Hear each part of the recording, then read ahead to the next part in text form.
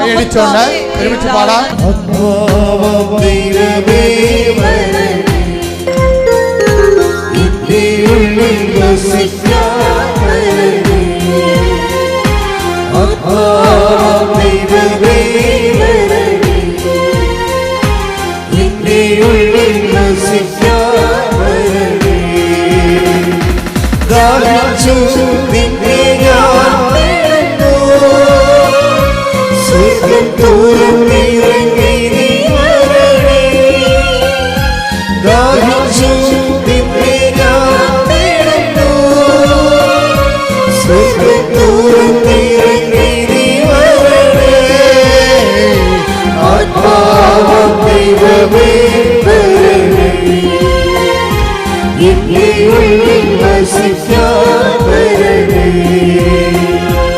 എൻ്റെ ദൈവത്തിലെ വൈക്കത്തുള്ള അനിത താമരാക്ഷൻ്റെ സാക്ഷ്യം അതാണിപ്പോൾ ഭയങ്കര സ്പീഡായി ആൾക്കാരെ കൂടുതൽ പേര് കണ്ട് പ്രാർത്ഥിച്ചുകൊണ്ടിരിക്കുന്ന ഒരു സാക്ഷ്യമാണ്. അതിൻ്റെ താഴെയുള്ള കമൻസുകളെല്ലാം സാക്ഷ്യത്തിൻ്റെ ഉള്ളിലെ സാക്ഷ്യമായി ടെസ്റ്റിമണി വിത്തിൻ ടെസ്റ്റിമണിയായി അനേകരിലേക്ക് കർത്ത സാന്നിധ്യം കടന്നു ചേരണതാണ്. നിങ്ങൾ ആ സാക്ഷ്യം കേൾക്കാത്തവരുണ്ടെങ്കിൽ ഈ ദിവസങ്ങളിൽ അത് കേൾക്കണമെന്ന് പ്രത്യേകം അഭ്യർത്ഥിക്കുക. ആ സാക്ഷ്യത്തിൻ്റെ എന്താണ് അതിൻ്റെ ഉടമ്പടിയുടെ പെർസ്പെക്റ്റീവിൽ ആ സാക്ഷ്യം ഒരു പുനർവായനയ്ക്ക് വെക്കാൻ കാരണമെന്ന് വെച്ച് കഴിഞ്ഞാൽ ഇവർ ഗ്രൗണ്ട് സീറോ മൈനസിൽ നിൽക്കുന്ന ഒരാളാണ്. എന്ന് വെച്ച് കഴിഞ്ഞാൽ പ്രളയം വന്ന് അവരുടെ വീടെല്ലാം നഷ്ടപ്പെട്ടു. പ്രളയം വന്ന് വീടെല്ലാം പോയി. പിന്നെ ഇപ്പം താമസിക്കുന്നത് ടർപ്പോള വലിച്ചു കെട്ടിയ ഒറ്റമുറി വീട്ടിൽ അമ്മയും 3 മക്കളും രോഗിയായ ഒരപ്പനുമായിട്ട്. രോഗിയല്ല അദ്ദേഹം വാഹനം ഇടിച്ച് അപകടപ്പെട്ട് ബ്രെയിൻ ഡാമേജ് വന്ന ആളാണ്. അപ്പോൾ എനിക്ക് ഒരു വ്യക്തിയുടെ തകർച്ച പനിത ചോദിക്കുന്നത് അത് ഭയങ്കര ഹൃദയസ്പർശിയാണ്. ചില ഭർത്താവിൻ്റെ ഓർമ്മ പോകുമെന്ന് വെച്ച് കഴിഞ്ഞാൽ ഇപ്പോൾ കുറേ നാളായി ഇങ്ങനെ കിടക്കണത്. ഇപ്പോൾ ബന്ധുക്കളും സ്വന്തപ്പെട്ടവരൊക്കെ ഉള്ളവരാണ്, അവർ ശരിക്കും സഹായിക്കുന്ന ബന്ധുക്കൾ തന്നെയാണ്. പക്ഷെ നമുക്കറിയാമല്ലോ, നമുക്ക് എന്തെങ്കിലും സംഭവിച്ചാൽ എല്ലാവരും ആദ്യ സമയത്ത് എല്ലാവരും ഉണ്ടാവും.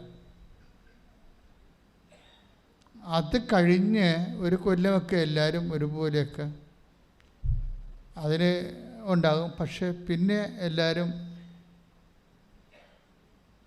അവരവരുടെ ഉത്തരവാദിത്തങ്ങളിലേക്ക് പതുക്കെ പോകും. ചിലപ്പോൾ വിളിച്ചു പോലും ചോദിക്കാത്ത രീതിയിൽ അങ്ങനെ അവർ പറയുന്നുണ്ട്. ഞാനിങ്ങനെ സമൂഹത്തിലും വീട്ടിലും ഒക്കെ ബന്ധങ്ങളൊക്കെ ഒറ്റപ്പെട്ട് ഉൾവലിഞ്ഞു പോയെന്ന് പറയും. ഇപ്പോൾ ഒരു വ്യക്തി ഇങ്ങനെ പടിപടിയായിട്ട് തളർന്നും തകർന്നുമൊക്കെ പോകുന്ന അവസ്ഥകൾ. ഉടമ്പടി അവരെങ്ങനെയാണ് ഇങ്ങനെ അതുപോലെ തന്നെ ഉയർത്തിക്കൊണ്ട് വരുന്നതെന്ന് നമ്മൾ ഈ ധ്യാനത്തിലൂടെ പരിശോധിക്കുക. ഏറ്റവും അവസാനം സംഭവിച്ചത് ഭർത്താവിൻ്റെ ഓർമ്മ പോകും. ഇപ്പം നമ്മുടെ ജീവിത പങ്കാളി അല്ലെങ്കിൽ മക്കൾ നമ്മൾ ശുശ്രൂഷിക്കുമ്പോൾ അവർക്ക് നമ്മളെ ശുശ്രൂഷിക്കുമ്പോൾ നമ്മളെ ശുശ്രൂഷിക്കാൻ വേണ്ടി അവശേഷിക്കുന്ന ഒരു ഉത്തേജനമെന്ന് പറയണത് നമ്മളവരെ ശുശ്രൂഷിക്കുന്നുണ്ട് എന്ന് അവർക്ക് തോന്നണതും അവരുടെ മനസ്സിൽ നമ്മളോടുള്ള ഒരു നന്ദിയും സ്നേഹവും ഒക്കെയാണ്. പക്ഷേ അതിനൊക്കെ വേണ്ടത് ഓർമ്മയല്ലേ? ഓർമ്മ അങ്ങ് പോയാലേ ഈ രോഗി ശുശ്രൂഷയുടെ, ഇപ്പം ഞാൻ രോഗിയായിരുന്നു, നിങ്ങൾ എന്നെ സന്ദർശിച്ചു എന്ന് ഈശോ പറയണില്ലേ? അപ്പോൾ ഒരു ഉടമ്പടി നമ്മളത് ചെയ്യുകയും ചെയ്യുന്നുണ്ട്. അതിൽ നിന്ന് നമുക്ക് ഗ്രേസ്, നമുക്ക് കിട്ടുന്നത് എന്താണ്? ദൈവകൃപ. അത് ദൈവകൃപ നമുക്ക് ലഭിക്കാൻ വേണ്ടി ഈശോ നൽകിയിട്ടുള്ള ഹോംവർക്കിലെ ഗൃഹപാഠങ്ങളിലെ ഒരു പ്രധാനപ്പെട്ട സംഭവമാണ് രോഗി പരിചരണം. ഇപ്പോൾ ഈ രോഗി പരിചരണത്തിൽ സ്വാഭാവികമായിട്ട് നമുക്ക് രോഗി പരിചരിക്കുന്നവർക്ക് അവർക്കൊരു വർക്ക്,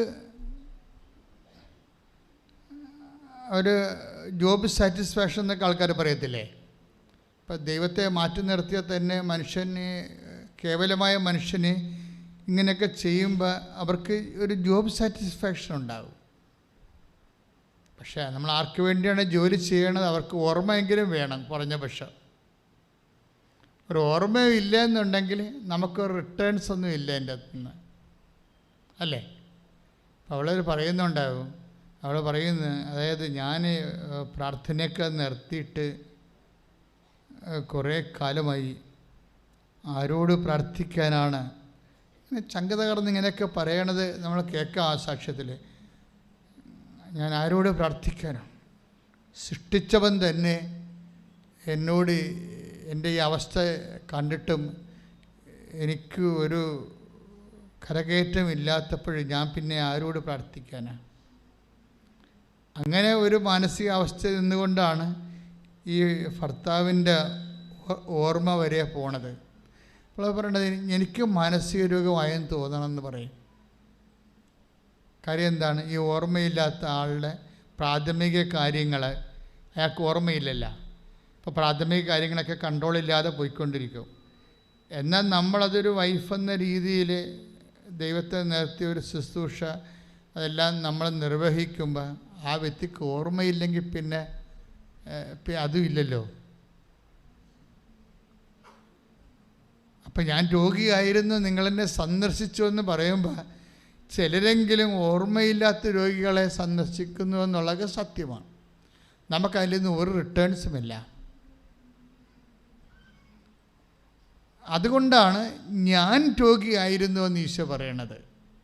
നിൻ്റെ ഭർത്താവ് രോഗിയാണെന്ന് പറയരുതെന്ന്, ഇല്ലേ? അതാണ് take the word of God. ശ്രുതികട ഹല്ലേലൂയ. മത്തായി 25:36 ഞാൻ രോഗിയായിരുന്നു, നിങ്ങൾ എന്നെ സന്ദർശിച്ചു. മത്തായി ശ്രീകയുടെ സുവിശേഷമാണ് 25-ാം അധ്യായം 36-ാമത്തെ വചനം. എന്താ പറയണത്? ഞാൻ രോഗിയായിരുന്നു. അപ്പോൾ അവളുടെ ഭർത്താവ് രോഗിയായിരുന്നു, അല്ല നിങ്ങളുടെ മകൻ രോഗിയായിരുന്നു എന്നല്ല. ഇവരെ രോഗികളിലെ നമ്മൾ മക്കളെയാണ് അല്ല ഭർത്താവിനെയാണ് കാണുന്നതെങ്കിൽ ഒരു ടൈം ആകുമ്പോൾ നമുക്ക് ബോറടിക്കുകയും റിട്ടേൺ കിട്ടാത്ത കാരണം നമ്മൾ മാനസിക രോഗികളായി മാറുകയും ചെയ്യും. അപ്പം ആരെങ്കിലും ശുശ്രൂഷിക്കുന്നുണ്ട് ഉടമ്പടിയുടെ വെളിച്ചത്തിലെങ്കിൽ നിങ്ങൾ ശ്രദ്ധിക്കേണ്ട കാര്യം ഈ 25-36 എന്താണ്? ആ രോഗിയെ XY നമ്മൾ ശുശ്രൂഷിക്കുന്നവരെ ആരായിട്ട് കാണണം? നീ സ്നേഹിക്കുന്ന നിനക്ക് വേണ്ടി മരിച്ച യേശു ക്രിസ്തുവായിട്ട് കാണണം. കൈയടിച്ച് കർത്താവിനെ സ്തുതിക്കുന്നു.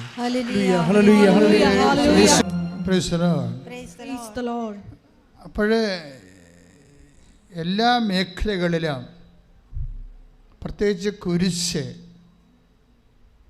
ആയിട്ട് നമുക്ക് തോന്നുന്ന മേഖലകളെല്ലാം ആ കുരിശോടുകൂടെ ക്രൂശിക്കപ്പെട്ടവനെ കാണണമെന്നാണ് സുവിശേഷം.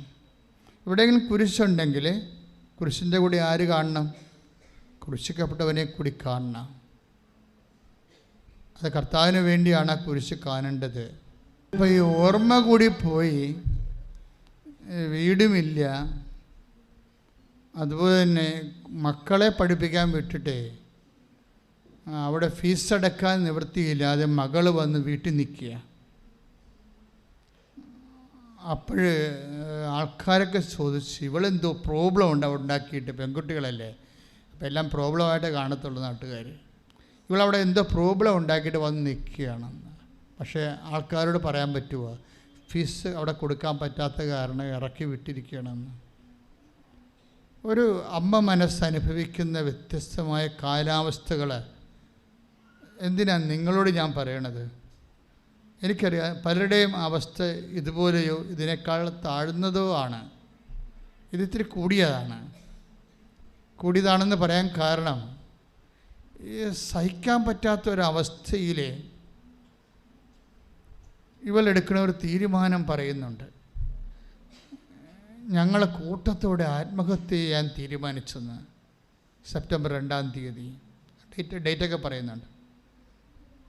അപ്പോൾ അവർ വിഷമൊക്കെ വാങ്ങിച്ച് വെച്ചു. അപ്പോൾ അവരുടെ ഒരു ഞാൻ എങ്ങനെ അച്ചായന് എങ്ങനെ ഞാൻ വിഷം കൊടുക്കും? അതാണ് പ്രശ്നം. കുഞ്ഞുങ്ങളെല്ലാം കഴിക്കാൻ തയ്യാറായി. ഒക്കെ കുഞ്ഞുങ്ങൾ വരെ കഴിക്കാൻ തയ്യാറായെന്ന് പറയുമ്പോൾ ആ കുടുംബത്തിൻ്റെ എന്തുമാത്രം സഹിക്കാനാവാത്ത അവസ്ഥയാണ്. ഉടമ്പടി എത്രയോ മനോഹരമാണെന്ന് പറയാൻ കാരണം അതാണ്. അതായത് കുഞ്ഞുങ്ങളോട് അമ്മ ഇങ്ങനെ ഒരു അവസ്ഥ ചെല്ലാൻ കാരണം ഇവർ 7 ലക്ഷം രൂപ, പാവപ്പെട്ടവരല്ലേ, 7 ലക്ഷം രൂപയ്ക്ക് ശരിക്കും പറഞ്ഞാൽ 7 കോടി രൂപയുടെ കടമുള്ളവരുടെ അവസ്ഥയാണ് അവർക്കുള്ളത്. അപ്പം പലരും കടക്കാർ വിളിച്ച് ഭർത്താവിനെ മരണത്തിൽ നിന്ന് രക്ഷപ്പെടുത്താൻ വേണ്ടി കണ്ടപാട്ടുന്നൊക്കെ ഒരു കടം മേടിച്ച പലിശക്ക് അവരൊക്കെ ഇതിൻ്റെ ഇടയ്ക്ക് ഇവരെ വിളിക്കുന്നുണ്ട്. മകൾ വന്ന് വീട്ടിൽ നിൽക്കണുണ്ട്. അപ്പോൾ ഇങ്ങനെ വിളിക്കുമ്പോൾ അവർ അസഭ്യമൊക്കെ പറയും ഫോണിൽ. അപ്പോൾ ഇവരുടെ കണ്ണറിയാണ്ട് നിറഞ്ഞ് കണ്ണീര് താഴെ വീഴുമ്പോൾ മക്കളുടെ ആത്മവിശ്വാസം പോകും. കാര്യം അവർക്കെല്ലാം ഒരു അഭയമായിരുന്നത്. പല അഗ്നിപരീക്ഷകളിലൂടെ പോകുമ്പോഴും അമ്മയാണ് അവരുടെ അഭയം. അതിൻ്റെ തനിത പറയുന്നുണ്ട്. എൻ്റെ ബന്ധുക്കൾ വിലയും നിലയൊക്കെ ഉള്ളവരാണ്, പക്ഷെ എൻ്റെ മക്കളെ ഞാൻ അവരെടുത്ത് വിട്ടിട്ടില്ല. കാരണം അവർ നാളെ കാലങ്ങളിൽ ഈ ദാനങ്ങൾ സ്വീകരിച്ച് ജീവിക്കുന്ന ഒരവസ്ഥ വന്നാൽ അവർക്ക് അവിടെയൊക്കെ മുമ്പിലൊരു വില പോകും. എൻ്റെ മക്കളെ പ്രതിയാണ് ഞാൻ അങ്ങനെയൊക്കെ. എനിക്ക് തെറ്റാകാൻ ശരിയാകാം, കുഞ്ഞുങ്ങളുടെ അഭിമാനം ഓർത്തിട്ടാണ് ഞാൻ അവരോരോരുത്തും പണത്തിനൊന്നും വിടാതിരുന്നത്. ഒരു ലേഡിയാണ് അവർ. ശരിക്കും എന്ത് ബുദ്ധിയും ബോധവും ഉള്ളവരാണത്. എനിക്കത് ഭയങ്കരമായിട്ട് ഇഷ്ടപ്പെട്ടു ആ നിലപാട്. കാര്യം അവർ ആ നിലപാട് കറക്റ്റാണെന്ന് എനിക്ക് എൻ്റെ ജീവിതത്തിൽ നിന്ന് മനസ്സിലായിട്ടുണ്ട്. കാര്യം ഞാൻ സെമിനാരി പഠിക്കുന്ന സമയത്ത് എൻ്റെ അമ്മയുടെ അങ്ങേര് 2 ഡോക്ടറേറ്റ് ഉള്ള ആളാണ്. വത്തിക്കാനിൽ പോയി റോമിൽ പോയി പഠിച്ച് രൂപതയെ വന്ന് ഇവിടെ സെമിനാരി റെക്ടറാണ് അദ്ദേഹം. അപ്പോൾ അദ്ദേഹമാണ് എന്നെ ആദ്യകാലങ്ങളിലൊക്കെ ഫൈനാൻസായിട്ട് സപ്പോർട്ട് ചെയ്തുകൊണ്ടിരുന്നത്, പഠന കാര്യങ്ങളൊക്കെ. പക്ഷെ അങ്ങേര് ചെയ്തതെന്ന് വെച്ച് കഴിഞ്ഞാൽ അന്ന് 1979 അല്ല 76. അപ്പം അന്നത്തെ അച്ഛന്മാർ സെമിനാരിൽ താമസിക്കുന്നവർക്ക് 75 രൂപയാണ് ശമ്പളം. 75 രൂപ ശമ്പളം എന്നൊക്കെ പറഞ്ഞാൽ നിങ്ങൾക്ക് ശമ്പളം എന്ന് പറയും. ശമ്പളമല്ലേ, ഞങ്ങൾ സഭയിൽ നിന്ന് വാങ്ങിക്കുന്ന ശമ്പളമല്ല, ഞങ്ങൾക്ക് സസ്റ്റ്നൻസ് എന്ന് പറയാം. അതേ ഞങ്ങൾക്ക് ഉടുപ്പൊക്കെ കഴുകി ചെരുപ്പൊക്കെ പൊട്ടിയാൽ മേടിക്കാനും സോപ്പൊക്കെ മേടിക്കാനുള്ള കാശിനാണ് സസ്റ്റ്നൻസ് എന്ന് പറയും. അതാണ് ഞങ്ങൾ സഭയിൽ നിന്ന് വാങ്ങിക്കുന്നത്. പള്ളികളിലിരിക്കുമ്പോൾ അത് തന്നെ വാങ്ങിക്കണത്, ശമ്പളമല്ല. ശമ്പളം എങ്ങനെ പറയാൻ പറ്റുമോ? തൊഴിലുറപ്പുകാർക്ക് ഇതിനൊക്കെ കൂടുതൽ കിട്ടും. എന്താ അത്രയും നാളെ നിങ്ങളത് മനസ്സിലാക്കാൻ വേണ്ടി ഞാൻ പറഞ്ഞതേ ഉള്ളൂ. അതായത് എന്ത് അരൂപിയോടാണ് ഇതിൻ്റെ അകത്ത് ജീവിക്കണത്. നിങ്ങൾക്കറിയാമല്ലോ, ഈ കൃപാസത്തിന് പോലും ഞാൻ 5 പൈസ ഇന്നുവരെ വാങ്ങിച്ചിട്ടില്ല. ശുശ്രൂഷ ചെയ്യണത് ഞാനാണ് ഇവിടെ. 20 കൊല്ലമായില്ലേ. വേണമെങ്കിൽ ഒരു ശുശ്രൂഷക്ക് 1000 രൂപ വെച്ച് മേടിക്കാമല്ലോ. അപ്പോഴും 20 കൊല്ലത്ത് എന്തുമാത്രം കാശ് കിട്ടും. ഐ ആം നോട്ട് ആ വിഷയത്തെക്കുറിച്ച് ഞാൻ ചിന്തിച്ചിട്ടില്ല. അത് കർത്താവിൻ്റെ പണമാണ്, ദൈവശുശ്രൂഷയ്ക്കുള്ളതാണെന്ന് എനിക്ക് നല്ല ബോധമുണ്ട്. പിന്നെ ഇതുപോലെ വല്ല മരുന്ന് വിലയൊക്കെ വരുമ്പോൾ അവിടുന്ന് ബില്ല് കൊടുക്കുകയാണെങ്കിൽ അവരത് പേയ്മെൻറ്റ് ചെയ്യും. എന്താ പ്രശ്നം വെച്ച് കഴിഞ്ഞാൽ സഭയിൽ അവിടെ സ്റ്റാറ്റ്യൂട്ടറി ആയിട്ടുള്ള എല്ലാ സ്ഥലങ്ങളും നിലനിൽക്കുന്ന ഒരു രീതിയാണിത്. പിന്നെ ഞങ്ങൾ ഉടുത്ത് കുളിച്ച് മിടുക്കന്മാരായിട്ട് നടക്കുന്നത് ഞങ്ങളെ സ്നേഹിക്കുന്ന ആൾക്കാർ ലോഹയായിട്ടും ഒത്തിരി പേര് ഇപ്പോൾ ഈ കൃപാസനം തന്നെ റൺ ചെയ്യണത് എങ്ങനെയാണ് ശരിക്കും? ഞങ്ങൾ ഇവിടെ കുർബാന പണമെന്ന് എഴുതി വെച്ചിട്ടുണ്ടോ? ഇല്ല.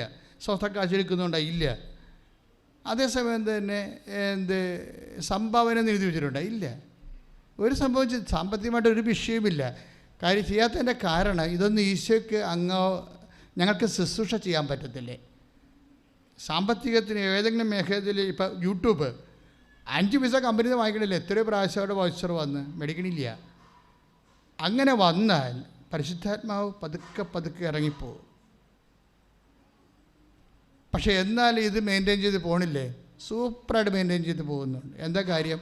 അമ്മമാതാവ് വാരിക്കോരി കൊടുത്ത് അനുഗ്രഹിച്ച് നിലനിർത്തിയ ആൾക്കാർ കൊണ്ടുവന്ന് ഇതിൻ്റെ മെയിൻ്റനൻസിന് വേണ്ടിയും ശുശ്രൂഷകൾ ഭംഗിയായിട്ട് നടക്കാൻ വേണ്ടിയും ആവശ്യത്തിന് കൊടുത്തിട്ട് പോകുന്നുണ്ട്. പക്ഷേ ഈ വിഷയം സംസാരിക്കാറ് പോലും ഇല്ല ഇവിടെ.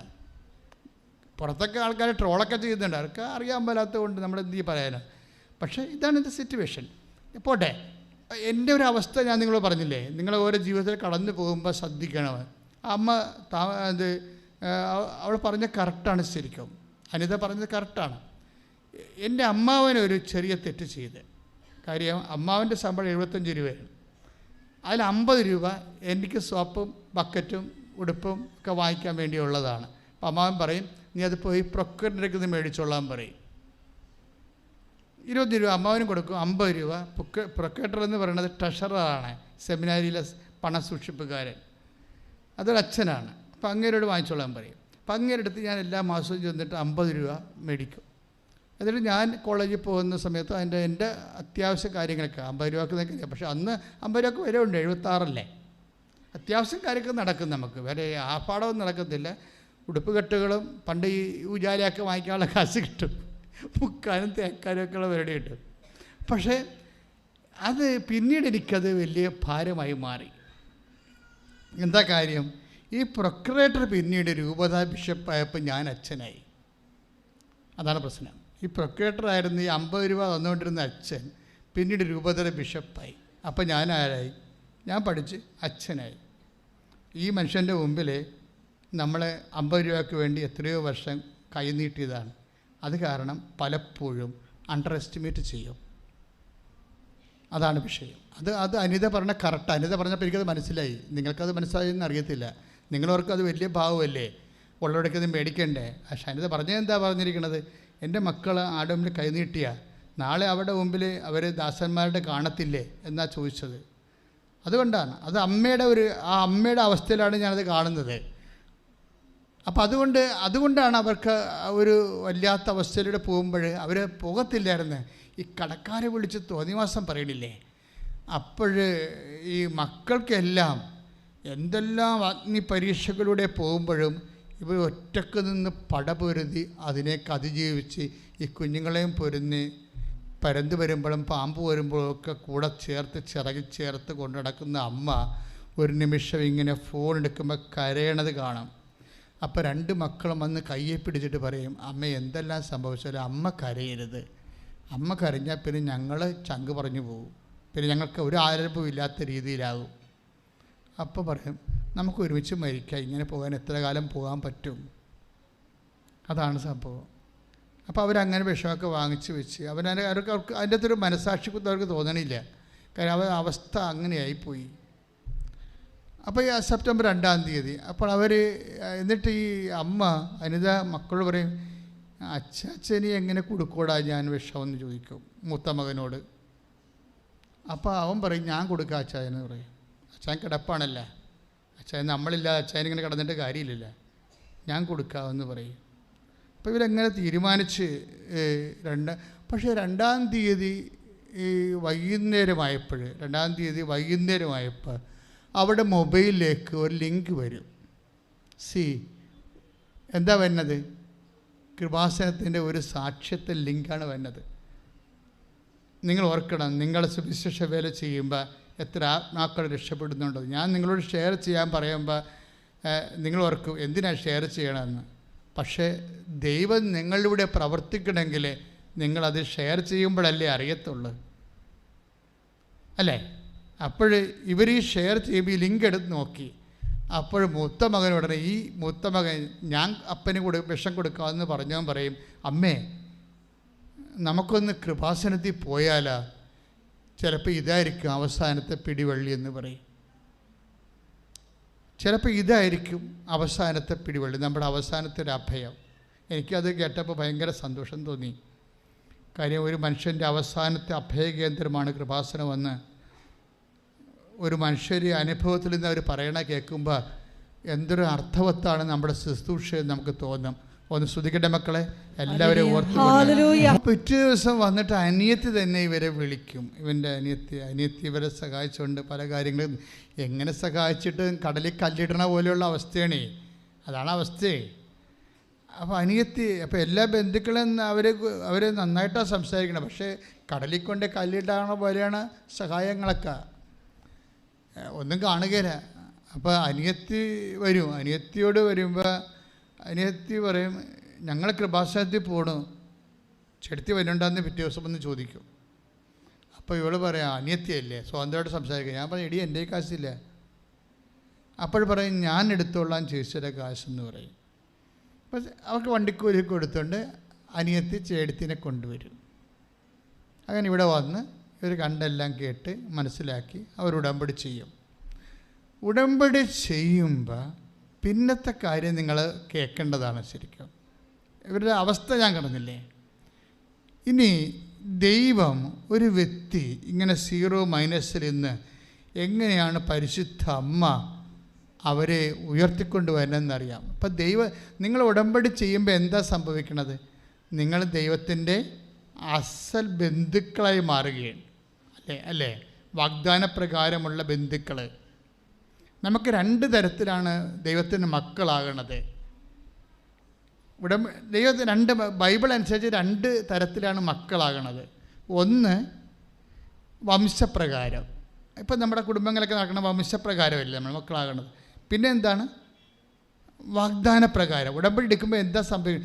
ഉടമ്പടി എടുക്കുമ്പോൾ നീ ആദ്യമായിട്ടും, നീ ചിലപ്പോൾ ഒരു നോൺ ക്രിസ്ത്യൻ അല്ല, നോൺ ബാപ്റ്റിസ്റ്റ് ആയിട്ടുള്ള ആളാണ്. പക്ഷെ നീ ഉടമ്പടി എടുക്കുമ്പോൾ നീ എന്താ സംഭവിക്കുന്നത്? ബാപ്റ്റിസ്റ്റ് ആയിട്ടുള്ള ആളെപ്പോലെ തന്നെ നിനക്ക് ദൈവത്തിൻ്റെ മകനും മകളുമായി മാറുകയാണ്. അതെന്ത് വകുപ്പിലാണ് അങ്ങനെ വേണ്ടത്? വംശപ്രകാരമല്ല, പിന്നെ എന്താണ്? വാഗ്ദാനപ്രകാരം. ബൈബിൾ നമ്മുടെ മുമ്പിൽ വെക്കുന്ന ഒരു വലിയൊരു സ്വർഗീയമായ സാധ്യതയാണ്. എനിക്ക് തോന്നുന്നത് റോമ 9:8. ശ്രുതികട്ടെ ഹല്ലേലൂയ. വംശമുറയ്ക്കുള്ള മക്കളല്ല ദൈവത്തിന്റെ മക്കൾ, പ്രത്യുത ശ്രുതികട്ടെ ഹല്ലേലൂയ. ഹല്ലേലൂയ ഹല്ലേലൂയ ഹല്ലേലൂയ മഹത്വം ആരാധന ആരാധന ഹല്ലേലൂയ ഹല്ലേലൂയ ഹല്ലേലൂയ ഹല്ലേലൂയ ഹല്ലേലൂയ മഹത്വം മഹത്വം. റോമാലേഖനം 9:8 വായിച്ചേ. വംശമുറയ്ക്കുള്ള മക്കളല്ല, ഒന്ന് പറഞ്ഞേ. വംശമുറക്കുള്ള മക്കളല്ല, വംശമുറയ്ക്കുള്ള മക്കളല്ല, ദൈവത്തിന്റെ മക്കൾ, ദൈവത്തിന്റെ മക്കൾ, പ്രത്യുത വാഗ്ദാനപ്രകാരം ജനിച്ചവരാണ്, യഥാർത്ഥ മക്കളായി കണക്കാക്കപ്പെടുന്നത്. ആ ബൈബിളിന്റെ അപ്രോച്ച് അതാണ്. വംശമുറക്കുള്ള മക്കളെ അല്ല ബൈബിള് യഥാർത്ഥ മക്കളെ കാണുന്നത്. പിന്നെ ആരാണ് കാണുന്നത്? ദൈവത്തിൻ്റെ മക്കളെ. വംശമുറക്കുള്ള മക്കൾ മനുഷ്യന്മാരുടെ മക്കളല്ലേ. പക്ഷെ ദൈവത്തിൻ്റെ മക്കളെ കാണുന്നത് എങ്ങനെയാണ്? വംശമുറക്കുള്ളതല്ല. റോമ 9:8 എന്താ പറയണത്? വാഗ്ദാനപ്രകാരമുള്ള, പറഞ്ഞേ, വാഗ്ദാനപ്രകാരമുള്ള മക്കളാണ് യഥാർത്ഥ ദൈവത്തിന്റെ മക്കള്.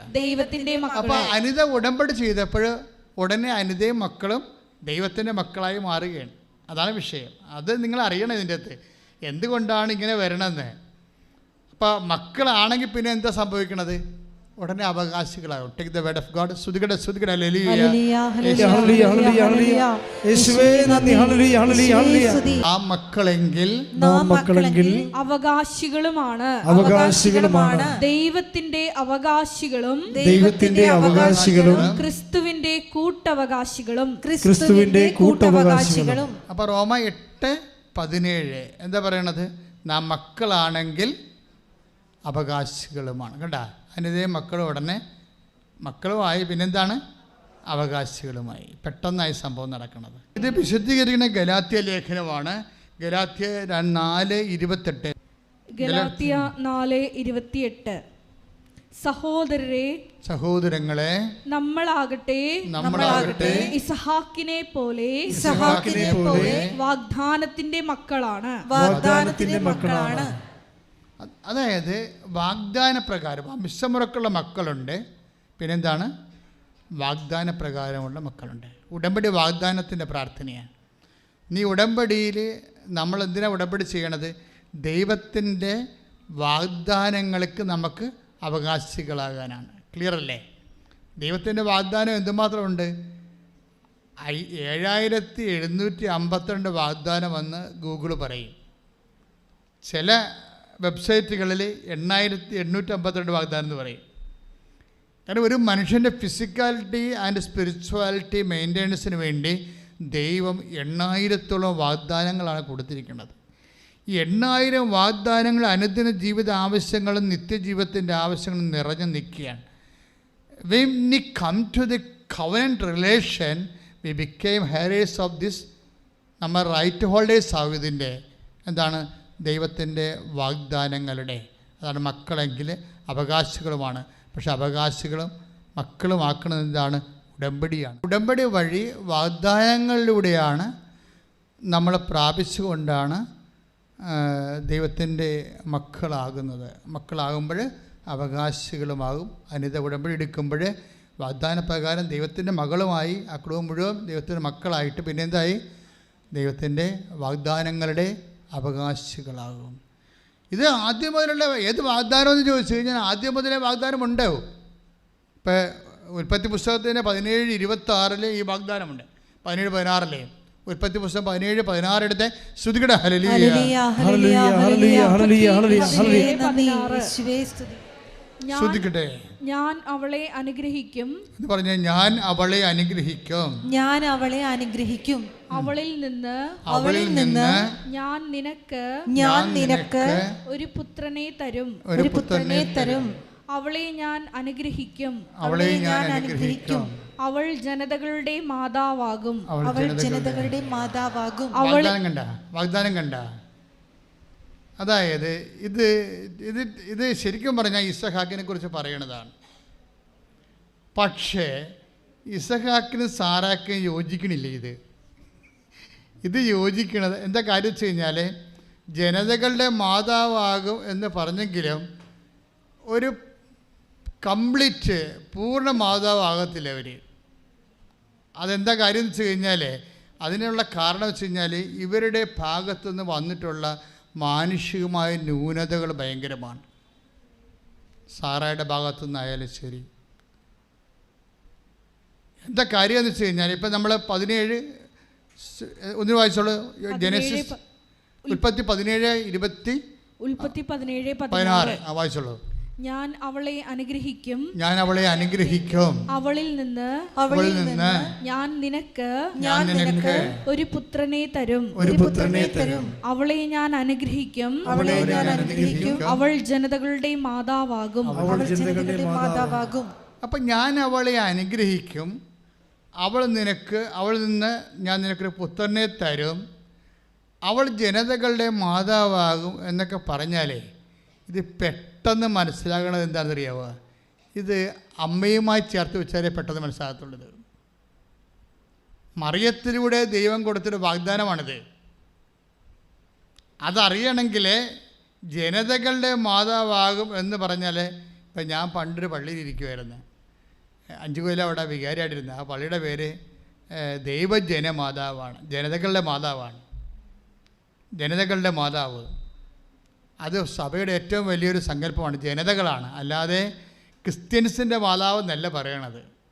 ജനതകളുടെ മാതാവാണ്. മനുഷ്യ മക്കളുടെ എല്ലാവരുടെയും മാതാവാണ്. ശ്രുതികട്ടെ ഹല്ലേലൂയ.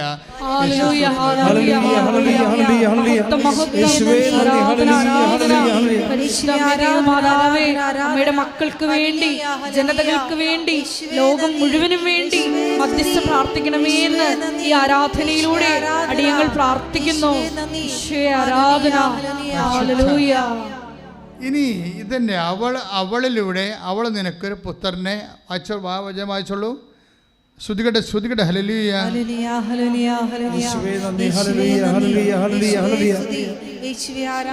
ഹല്ലേലൂയ ഹല്ലേലൂയ.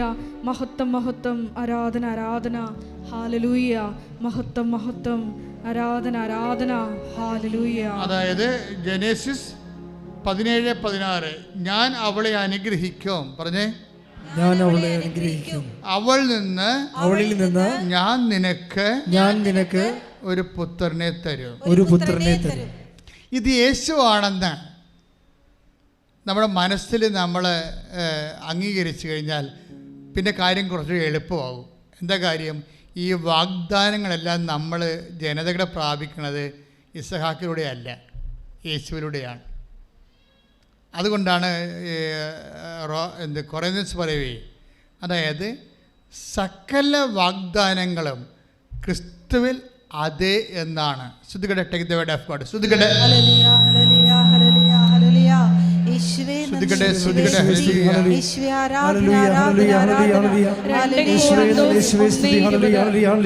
രണ്ട് കൊരിന്ത്യൻസ് 1:20 ദൈവത്തിന്റെ സകല വാഗ്ദാനങ്ങളും പറഞ്ഞ ദൈവത്തിന്റെ സകല വാഗ്ദാനങ്ങളും ക്രിസ്തുവിൽ അതേ എന്ന് തന്നെ. അതുകൊണ്ട് തന്നെയാണ് ദൈവമഹത്വത്തിന് അവൻ വഴി ഞങ്ങൾ ആമേൻ പറയുന്നത്. അപ്പൊ ഈ രണ്ട് വചനങ്ങൾ ഇപ്പൊ ഇതിന് എന്തിനോട് യോജിക്കേണ്ടത്? ഞാൻ അവളെ അനുഗ്രഹിക്കും. അതായത് ജനേസിസ് 17 ഉൽപ്പത്തി 17:16 കൂടെയാണ് 2 കൊരിന്ത്യൻസ് 1:20 ചേർത്ത് വെക്കേണ്ടത്. എന്നാൽ മാത്രമേ വാഗ്ദാനത്തിൻ്റെ അർത്ഥം കൃത്യമായിട്ട് മനസ്സിലാകത്തുള്ളൂ. എന്താ കാര്യം വെച്ച് കഴിഞ്ഞാൽ വാഗ്ദാനപ്രകാരമുള്ള സന്തതികളെ പരിശുദ്ധ അമ്മയിലൂടെയാണ് ലോകത്തിന് വരണത്. ഈശോ ആണ് ആദ്യ സന്തതി, പ്രഥമജാതൻ എന്ന് പറയണത്. ഈശോയാണ് വാഗ്ദാനങ്ങളുടെ സാകല്യം. അതുകൊണ്ട് 2 കൊരിന്ത്യൻസ് 1:20 പറയും. എന്താ പറയണത്? സകല വാഗ്ദാനങ്ങളും പറഞ്ഞേ, സകല വാഗ്ദാനങ്ങളും ക്രിസ്തുവിൽ അതെ എന്ന് തന്നെയാണ്. അപ്പൊ ദൈവത്തിന്റെ മുഴുവൻ വാഗ്ദാനങ്ങൾ നമുക്ക് ലഭിക്കണത് ആരിൽ നിന്നാണ്? അമ്മയിൽ നിന്ന് പിറന്ന ക്രിസ്തുവിലൂടെയാണ്. അതാണ് എൻ്റെ വിഷയം. ഈ അമ്മയ്ക്ക് അനുഗ്രഹം എങ്ങനെ കിട്ടുന്നതാണ്? അത് ജനേസിസിൽ നിന്ന് കിട്ടുന്നതാണ്. ഞാൻ അവളെ അതായത് ഉൽപ്പത്തി 17:16 അതായത് ഞാൻ അവളെ അനുഗ്രഹിക്കും. പറഞ്ഞേ, ഞാൻ അവളെ അനുഗ്രഹിക്കും. അവളിൽ നിന്ന് ഞാൻ നിനക്ക് ഒരു പുത്രനെ തരും. അവൾ ജനതകളുടെ മാതാവായിരിക്കും. ഇതൊരു പാരലൽ ടെസ്റ്റ് ആണെന്നാണ് ഞാൻ പറയണത്. കത്തോലിക്ക പ്രബോധനം അല്ല, പക്ഷേ ഇതൊരു പാരലൽ ടെസ്റ്റാണ്. ബൈബിളിൽ എപ്പോഴും ഉണ്ടാകുന്ന വിഷയം ഷാഡോ വേഴ്സ് ഉണ്ടാവും, പാരലൽ ടെസ്റ്റ് ഉണ്ടാവും. പുതിയ നിയമത്തിലെ അഭിഷേക യാഥാർത്ഥ്യങ്ങളും രക്ഷാകര സംഭവങ്ങൾക്കെല്ലാം പാരലൽസ് ഉണ്ടാവും. സമാന്തര സുവിശേഷങ്ങൾ എന്ന് നമ്മൾ പറയുന്ന പോലെ സമാന്തര വചനങ്ങൾ. മാതാവിൻ്റെ മാതൃത്വത്തെ ലോക ജനതയുടെ പൊതുമാതാവായി പരിശുദ്ധ അമ്മയെ സുവിശേഷം ദൈവവചനം പ്രതിഷ്ഠിക്കുന്നതിൻ്റെ ഒരു സമാന്തര ടെസ്റ്റാണിത്. ആ രീതി വായിക്കുമ്പോഴാണ് ഈ 2 കൊരിന്ത്യൻസ് 1:20 എന്താണ്? സകല വാഗ്ദാനങ്ങളും പറഞ്ഞേ, സകല വാഗ്ദാനങ്ങളും ക്രിസ്തുവിൽ അതേ എന്നാണ്. അപ്പൊ എന്ത് ഉടമ്പടിയിലേക്ക് നമ്മൾ വരുമ്പോൾ നമ്മൾ എന്താ ചെയ്യണത്? വംശമുറക്കുള്ള ഇപ്പം 8:9 റോമ 8:9 എന്താ പറയണത്? വംശമുറക്കുള്ള സന്തതി പരമ്പരകളുണ്ടാവും. അതേസമയം തന്നെ വാഗ്ദാനപ്രകാരമുള്ള സന്തതി പരമ്പരകളുണ്ടാകും. സ്വാഭാവികമായിട്ട് മാനുഷികമായി പറഞ്ഞാൽ ബൈ മെറിറ്റ് നമുക്ക് സന്താനം ഉണ്ടാകുന്നത് വംശമുറക്കാണ്. ബൈ ഗ്രേസ് ഉടമ്പടി എന്താ വർക്ക് ചെയ്യണത്? Not by merit but by grace. ഈ നമ്മൾ റോമ 9:8 വായിച്ചേ. ശ്രുതികട്ടെ ഹല്ലേലൂയ. റോമ 9:8 വംശമുറയ്ക്കുള്ള മക്കളല്ല. ഒന്ന് പറഞ്ഞേ, വംശമുറക്കുള്ള മക്കളല്ല, വംശമുറക്കുള്ള മക്കളല്ല, ദൈവത്തിന്റെ മക്കൾ, ദൈവത്തിന്റെ മക്കൾ. പ്രത്യുത വാഗ്ദാന പ്രകാരം ജനിച്ചവരാണ്, വാഗ്ദാന പ്രകാരം ജനിച്ചവരാണ് യഥാർത്ഥ മക്കളായി കണക്കാക്കപ്പെടുന്നത്. അപ്പൊ വാഗ്ദാന പ്രകാരം ജനിച്ച മക്കളാണ് ആര്? ദൈവത്തിൻ്റെ മക്കള്. ദൈവത്തിൻ്റെ മക്കളാണ് ദൈവത്തിൻ്റെ അവകാശികൾ. ഈ മക്കളുടെ പ്രഥമ അവകാശം എന്താണ്? ക്രിസ്തുവാണ്. കാര്യം എന്താണ്? സകല വാഗ്ദാനങ്ങളും ക്രിസ്തുവിലാണ് ആമേൻ പറയണത്. ഈ വചനത്തിൻ്റെ ഈ ലിങ്ക് പോകുന്ന പശ്ചാത്തലത്തിലാണ് നമ്മൾ യോഹന്നാൻ 19:27 വായിച്ചാൽ കുറച്ചുകൂടി ഒരു വെളിച്ചം കിട്ടും നമുക്ക്. യോഹന്നാൻ 19:27 യോഹന്നാൻ 19:27 അനന്തരം അവൻ ആ ശിഷ്യനോട് പറഞ്ഞു, അനന്തരം അവൻ ആ ശിഷ്യനോട് പറഞ്ഞു, ഇതാ നിന്റെ അമ്മ. അപ്പോൾ മുതൽ ആ ശിഷ്യൻ അവളെ സ്വന്തം ഭവനത്തിൽ സ്വീകരിച്ചു. Price the Lord. ഇതാണ് അന്ന് മുതലാണ് പുതിയ ജനത ഉണ്ടാകുന്നത്. ക്രിസ്തുവിൽ വിശ്വസിക്കുന്നവരെല്ലാം ദൈവത്തിൻ്റെ എല്ലാ വാഗ്ദാനങ്ങൾക്കും അവകാശികളായി മാറുന്നു. ഞാൻ അവളെ അനുഗ്രഹിക്കും, അവളിൽ നിന്ന് ഞാൻ നിനക്ക് ഒരു പുത്രനെ തരും. അവളെ ഞാൻ അനുഗ്രഹിക്കും, അവൾ ജനതകളുടെ മാതാവാകും. Price the Lord. അവളിൽ നിന്ന് ജനതകളുടെ രാജാക്കം ഉത്ഭവിക്കും. Praise the Lord. ഹല്ലേലൂയ. ഇതെല്ലാം എബ്രാഹത്തിന് കൊടുക്കുന്ന വാഗ്ദാനങ്ങളാണ്. പക്ഷേ ഇസ്ഹാക്കിലൂടെ അത് നിറവേറണില്ല എന്നുള്ളത് സത്യമായ കാര്യമാണ്. അതുകൊണ്ടാണ് 2 കൊറിന്ത്യൻസ് 1:20 പറയണത് സകല വാഗ്ദാനങ്ങളും നിറവേറണത് ക്രിസ്തുവിലൂടെയാണ്. അതുകൊണ്ടാണ് ക്രിസ്തുവിൻ്റെ അമ്മയാണ് ഇവിടെ അവളെന്ന് പറയുന്നതെന്ന് പാരലൽ ടെസ്റ്റായിട്ട് ഞാൻ പറയാൻ കാരണം. ശ്രദ്ധിക്കട്ടെ. ഹല്ലേലൂയ.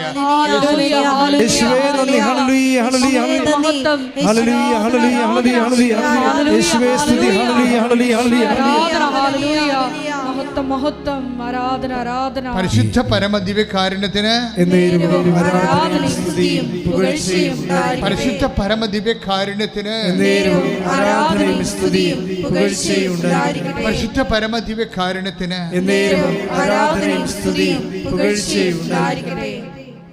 അതായത് എബ്രാഹത്തിന് കൊടുക്കുന്ന വാഗ്ദാനങ്ങൾക്ക്, അതായത് എന്താ പ്രശ്നം വെച്ച് കഴിഞ്ഞാൽ, നമ്മൾ വാഗ്ദാനം കൊടുക്കുമ്പോൾ തന്നെ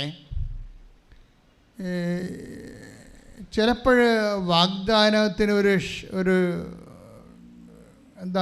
ഒരു ഷാർപ്പ് ഷൂട്ട് ചെയ്യുന്ന പോലെ അംബിഗസ് ആയിട്ടിരിക്കും ചില സമയത്ത്. എനിക്കങ്ങനെ തോന്നിയിട്ടുണ്ട്. അതായത് വാഗ്ദാനം പൂർണ്ണമല്ലാതിരുന്നു എന്നുള്ളത്.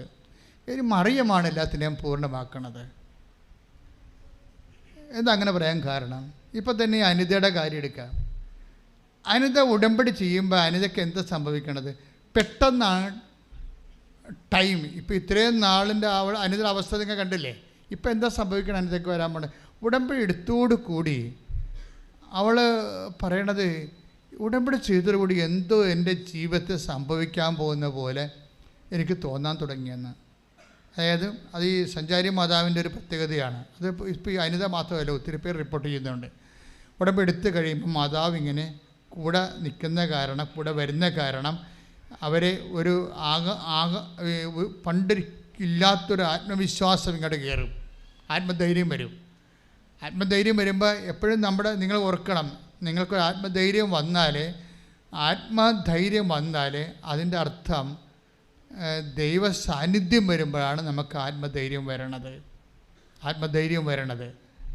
ഈ ആത്മധൈര്യം ഈ ഉടമ്പടിയിൽ ഭയങ്കരമായ രീതിയിൽ വിശ്ലേഷിക്കേണ്ട ഒരു പരീക്ഷണ വസ്തുവാണ് ആത്മധൈര്യം. എന്നാൽ ജോഷുവയുടെ പറയുന്നതാണ് ശക്തനും ധീരനുമായിരിക്കുക, അല്ലേ? 1:9 നമ്മൾ വായിക്കണല്ലേ ജോഷുവ, അല്ലേ? വായിച്ച് ശ്രദ്ധിക്കട്ടെ. ജോഷുവ 1:9 ശക്തനും ധീരനുമായിരിക്കണമെന്നും ശക്തനും ധീരനുമായിരിക്കുക, ശക്തനും ധീരനുമായിരിക്കുക, ഭയപ്പെടുകയോ പരിഭ്രമിക്കുകയോ ചെയ്യരുതെന്നും നിന്നോട് ഞാൻ കൽപ്പിച്ചിട്ടില്ലയോ? നിന്റെ ദൈവമായ കർത്താവ് നീ പോകുന്നിടത്തെല്ലാം നിന്നോട് കൂടെ ഉണ്ടായിരിക്കും. ധൈര്യം വരണം എപ്പോഴാണ്? ദൈവം കൂടെ വരുമ്പോഴാണ്. ഇപ്പം അനിത ഉടമ്പടി എടുത്തു. അനിതയുടെ അവസ്ഥ നിങ്ങൾക്ക് അറിയാമല്ലോ. പക്ഷെ അനിത പറയണത് ഇവിടുന്ന് ഇറങ്ങിയപ്പോൾ തന്നെ എന്തോ ഒരു വല്ലാത്ത ധൈര്യം തോന്നാൻ തുടങ്ങി. എന്താ കാര്യം? നമ്മളവർക്ക് ധൈര്യം തോന്നാൻ തുടങ്ങി കഴിഞ്ഞാൽ ബിബ്ലിക്കലായിട്ട് പറഞ്ഞാൽ ദൈവത്തിൻ്റെ നീ പോകുന്നിടത്തെല്ലാം നിന്നോട് കൂടെ ഞാനുണ്ടായിരിക്കും. That's A promise. അതൊരു വാഗ്ദാനമാണ്. നീ പറഞ്ഞ മക്കളെങ്കിലും അവകാശികളാണെന്ന് പറഞ്ഞു കഴിഞ്ഞാൽ വാഗ്ദാനത്തിൻ്റെ അവകാശികളാണ്. അതൊരു വാഗ്ദാനം എന്താണ്? I will come with you wherever you go. നീ എവിടെ പോയാലും നിൻ്റെ കൂടെ വരും. അതിൻ്റെ ഈ നെറ്റ് ഇഫക്റ്റ് എന്താണ്? ശക്തനും ശക്തിയും ധൈര്യവും. കൈയിട്ടിച്ച് കർത്താവ് എപ്പോഴും you are always bothering about the cash and kind. എനിക്കങ്ങനെ തോന്നിയിരിക്കണേ. നിങ്ങൾ ഈ സ്ഥാവര ജംഗമ വസ്തുക്കളെക്കുറിച്ച് അതിൻ്റെ വരവിനെയും പോക്കിനെയും കുറിച്ചാണ് കൂടുതൽ ഉടമ്പടിയിൽ കെട്ടുപിടഞ്ഞിരിക്കുന്നത്. പക്ഷേ എന്താ ഇതിൻ്റെ ഒറിജിനൽ ഗിഫ്റ്റ് എന്ന് പറയുന്നത്? പ്രസൻസാണ്, ദൈവത്തിൻ്റെ സാന്നിധ്യമാണ്. ഈ ദൈവത്തിൻ്റെ സാന്നിധ്യത്തിൻ്റെ ബാഹ്യമായ അടയാളങ്ങളെക്കുറിച്ചാണ് ഞാനിപ്പോൾ നിങ്ങളോട് സംസാരിക്കുന്നത്. എന്താണ്? നമുക്കൊരു ആന്തരികമായ ധൈര്യം തോന്നും. അതെന്താണ്? അത് യോശുവ 1:9 അനുസരിച്ചുകൊണ്ടാണ്. യോശുവ 1:9 അനുസരിച്ചുകൊണ്ടാണ് ആ ധൈര്യം തോന്നണത്. അപ്പം നിങ്ങൾക്കൊരു ധൈര്യം തോന്നി. ഇപ്പോൾ കഴിഞ്ഞ ദിവസങ്ങളിൽ അടൂരെന്ന് റോയി സുധ അങ്ങനെ ഒരു ദമ്പതികളുടെ നമ്മുടെ യൂട്യൂബിലുണ്ട് ആ സാക്ഷ്യം. ഞാൻ റോയിയുടെ സുധയുടെ സാക്ഷ്യങ്ങളെ അനലൈസ് ചെയ്ത് നോക്കിയായിരുന്നു. റോയിയുടെ വിഷയം നോക്കണം. അവർ 6 കൊല്ലമായിട്ട് അവർക്ക് മക്കളില്ല. പറഞ്ഞില്ല, 6 കൊല്ലമായിട്ട് മക്കളില്ല എന്നുണ്ടെങ്കിൽ ഉടമ്പടിയുടെ പെർസ്പെക്റ്റീവിലാണ് അവർ വരണത്. പിന്നീട് അത് പരിധിയിലായി. 5 കൊല്ലം കഴിഞ്ഞാൽ ഉടമ്പടിയുടെ പരിധിയിലാകും. 5 കൊല്ലമായിട്ട് മക്കളില്ല എന്നുണ്ടെങ്കിൽ 5ാമത്തെ കൊല്ലം നിങ്ങൾ ഉടമ്പടിയുടെ പരിധിയിലാവും. കാര്യം സാധാരണ മെഡിക്കേഷൻ കൊണ്ട് സാധിക്കത്തില്ലെന്ന് മനസ്സിലാവും. പിന്നെ ലക്ഷങ്ങൾ ഇനി അത് നടക്കണമെങ്കിൽ തന്നെ പിന്നെ ലക്ഷങ്ങൾ ചിലവാകും. ഇപ്പം 5 കൊല്ലം കഴിഞ്ഞിട്ടും വൈദ്യശാസ്ത്രത്തിലൂടെ മക്കളെ കൊടുക്കുന്നുണ്ടല്ല. പക്ഷേ അതിൻ്റെ നിങ്ങൾ ചിലവ് ചോദിച്ചോ? അവരുടെ എന്ത് ചിലവായെന്ന് ചോദിച്ചാൽ ഒരു കൊച്ചിന് 10 കൊച്ചിൻ്റെ പൈസ ചിലവായിട്ടുണ്ട് അവർക്ക്. ബൈബിൾ കർത്താവ് കുഞ്ഞിനെ തരുമ്പോൾ ഈ ചിലവൊന്നും ഉണ്ടാകത്തില്ല. അതാണ് വ്യത്യാസം. അതാണ് വംശം പിറക്കും വാഗ്ദാന പ്രകാരം നമ്മൾ വ്യത്യാസം. അതാണ് ഇപ്പോൾ റോയി എന്താ പറയണത്? We have tried almost all the medical options എന്നാണ് പറഞ്ഞത്. അയാൾ എബ്രോഡല്ലായിരുന്നു, ഇവിടെ ഇല്ലായിരുന്നു. ഭാര്യയും ഭർത്താവും വിദേശത്തായിരുന്നു. അപ്പോൾ വിദേശത്ത് 6 കൊല്ലം ജീവിച്ചിട്ട് ഓൾമോസ്റ്റ് ഓൾ അവർക്ക് അവിടെ ലഭ്യമായിട്ടുള്ള മക്കളെ ജനിപ്പിക്കാൻ ആവശ്യമായ എല്ലാവിധ നിലവിലുള്ള സാങ്കേതിക വിദ്യകളെല്ലാം അവർ പണം മുടക്കി നടന്നേ അവസാനം പരാജയപ്പെട്ടു. അവർ നാട്ടിലേക്ക് പോരുകയാണ്. മക്കളില്ലാതെ വിദേശത്ത് നിന്നിട്ട് എന്നാ കാണിക്കാനാണെന്ന് വെച്ചുകൊണ്ട് അവർ നാട്ടിലോട്ട് പോരുകയാണ്. നാട്ടിലോട്ട് പോയി 2 പേരും കൂടി അങ്ങനെ നിരാശപ്പെട്ട് മദ്രാസിൽ സെറ്റ് ചെയ്യാമെന്ന് വിചാരിച്ചു. അടൂരുകാരാണ്. മദ്രാസിൽ സെറ്റ് ചെയ്യാമെന്ന് വിചാരിച്ചു. ചെന്നൈയിൽ അവരങ്ങനെ 2 പേരും ജോലി കണ്ടുപിടിച്ചു. അവർ എക്സ്പെർട്ടുകളാണ്. ജോലി കണ്ടുപിടിച്ചു. ജോലി കണ്ടുപിടിച്ചപ്പോൾ പെട്ടെന്ന് ഈ റോയിയുടെ സങ്കടങ്ങളൊക്കെ അയാളുടെ ഓണറിനോട് പറയും. ഇടയ്ക്ക് ഓണറിനോട് പറഞ്ഞ് ഞാനിങ്ങനെ കുറച്ച് പ്രശ്നങ്ങളായിട്ട് അവിടെ നിന്ന് പോകുന്നത്, മക്കളില്ലാതെ അവിടെ നിന്നിട്ട് കാര്യമില്ലല്ലോ, ഞങ്ങൾ ട്രൈ ചെയ്യാനുള്ള എല്ലാ മെഡിക്കേഷൻ ചെയ്തു എന്നൊക്കെ പറയുമ്പോഴേ ഈ ഓണർ പറയുവേ, നിങ്ങൾ വന്ന് എൻ്റെ വൈഫ് മിനിയോടൊന്ന് സംസാരിക്കാൻ പറയും. വിറ്റാണ് ഭയങ്കര. അപ്പോൾ നിങ്ങൾ ഓർക്കരുത് മിനി ഗൈനക്കോളേജിൽ എക്സ്പെർട്ടാണെന്ന് വിചാരിക്കരുത്. മിനിയോട് സംസാരിക്കാൻ പറയും. രാവിലെ പുള്ളി വണ്ടി അയച്ചു കൊടുക്കും. എന്നിട്ട് റോയും സുധയും കൂടി വണ്ടിയെ കയറി ഓണറിൻ്റെ വീട്ടിൽ ചെല്ലുമ്പോൾ ഓണറിൻ്റെ വൈഫ് മിനി ഇവരെ സ്വീകരിക്കും. എന്നിട്ട് ഇവരുടെ മിനി എന്താ പറയണത്? കൃപാസനം മാതാവിനെക്കുറിച്ചാണ് പറയണത്. അതാണ് വിഷയം. ആ സ്റ്റോറി പോണപ്പോക്ക് വളരെ ആ സ്റ്റോറിയുടെ സഞ്ചാരം നിങ്ങൾ ശ്രദ്ധിക്കണം. ഇവർ നല്ല ശരിക്കും ഇൻവെസ്റ്റ്മെൻ്റുള്ള ലേഡിയാണ്. ആരാണ്? ഈ ഓണറിൻ്റെ വൈഫ്. അവർ ചെന്ന് ഇടയ്ക്കൊക്കെ സമയം കിട്ടുമ്പോഴൊക്കെ വന്ന് മാതാവിനെ കണ്ട് ലോക്യവും പറഞ്ഞ് കൂട്ടം കൂടി പ്രാർത്ഥിച്ചൊക്കെ പോണ ആളാണ്. അപ്പോൾ മാതാവിൻ്റെ എനിക്കവരൊന്നും അറിയത്തില്ല.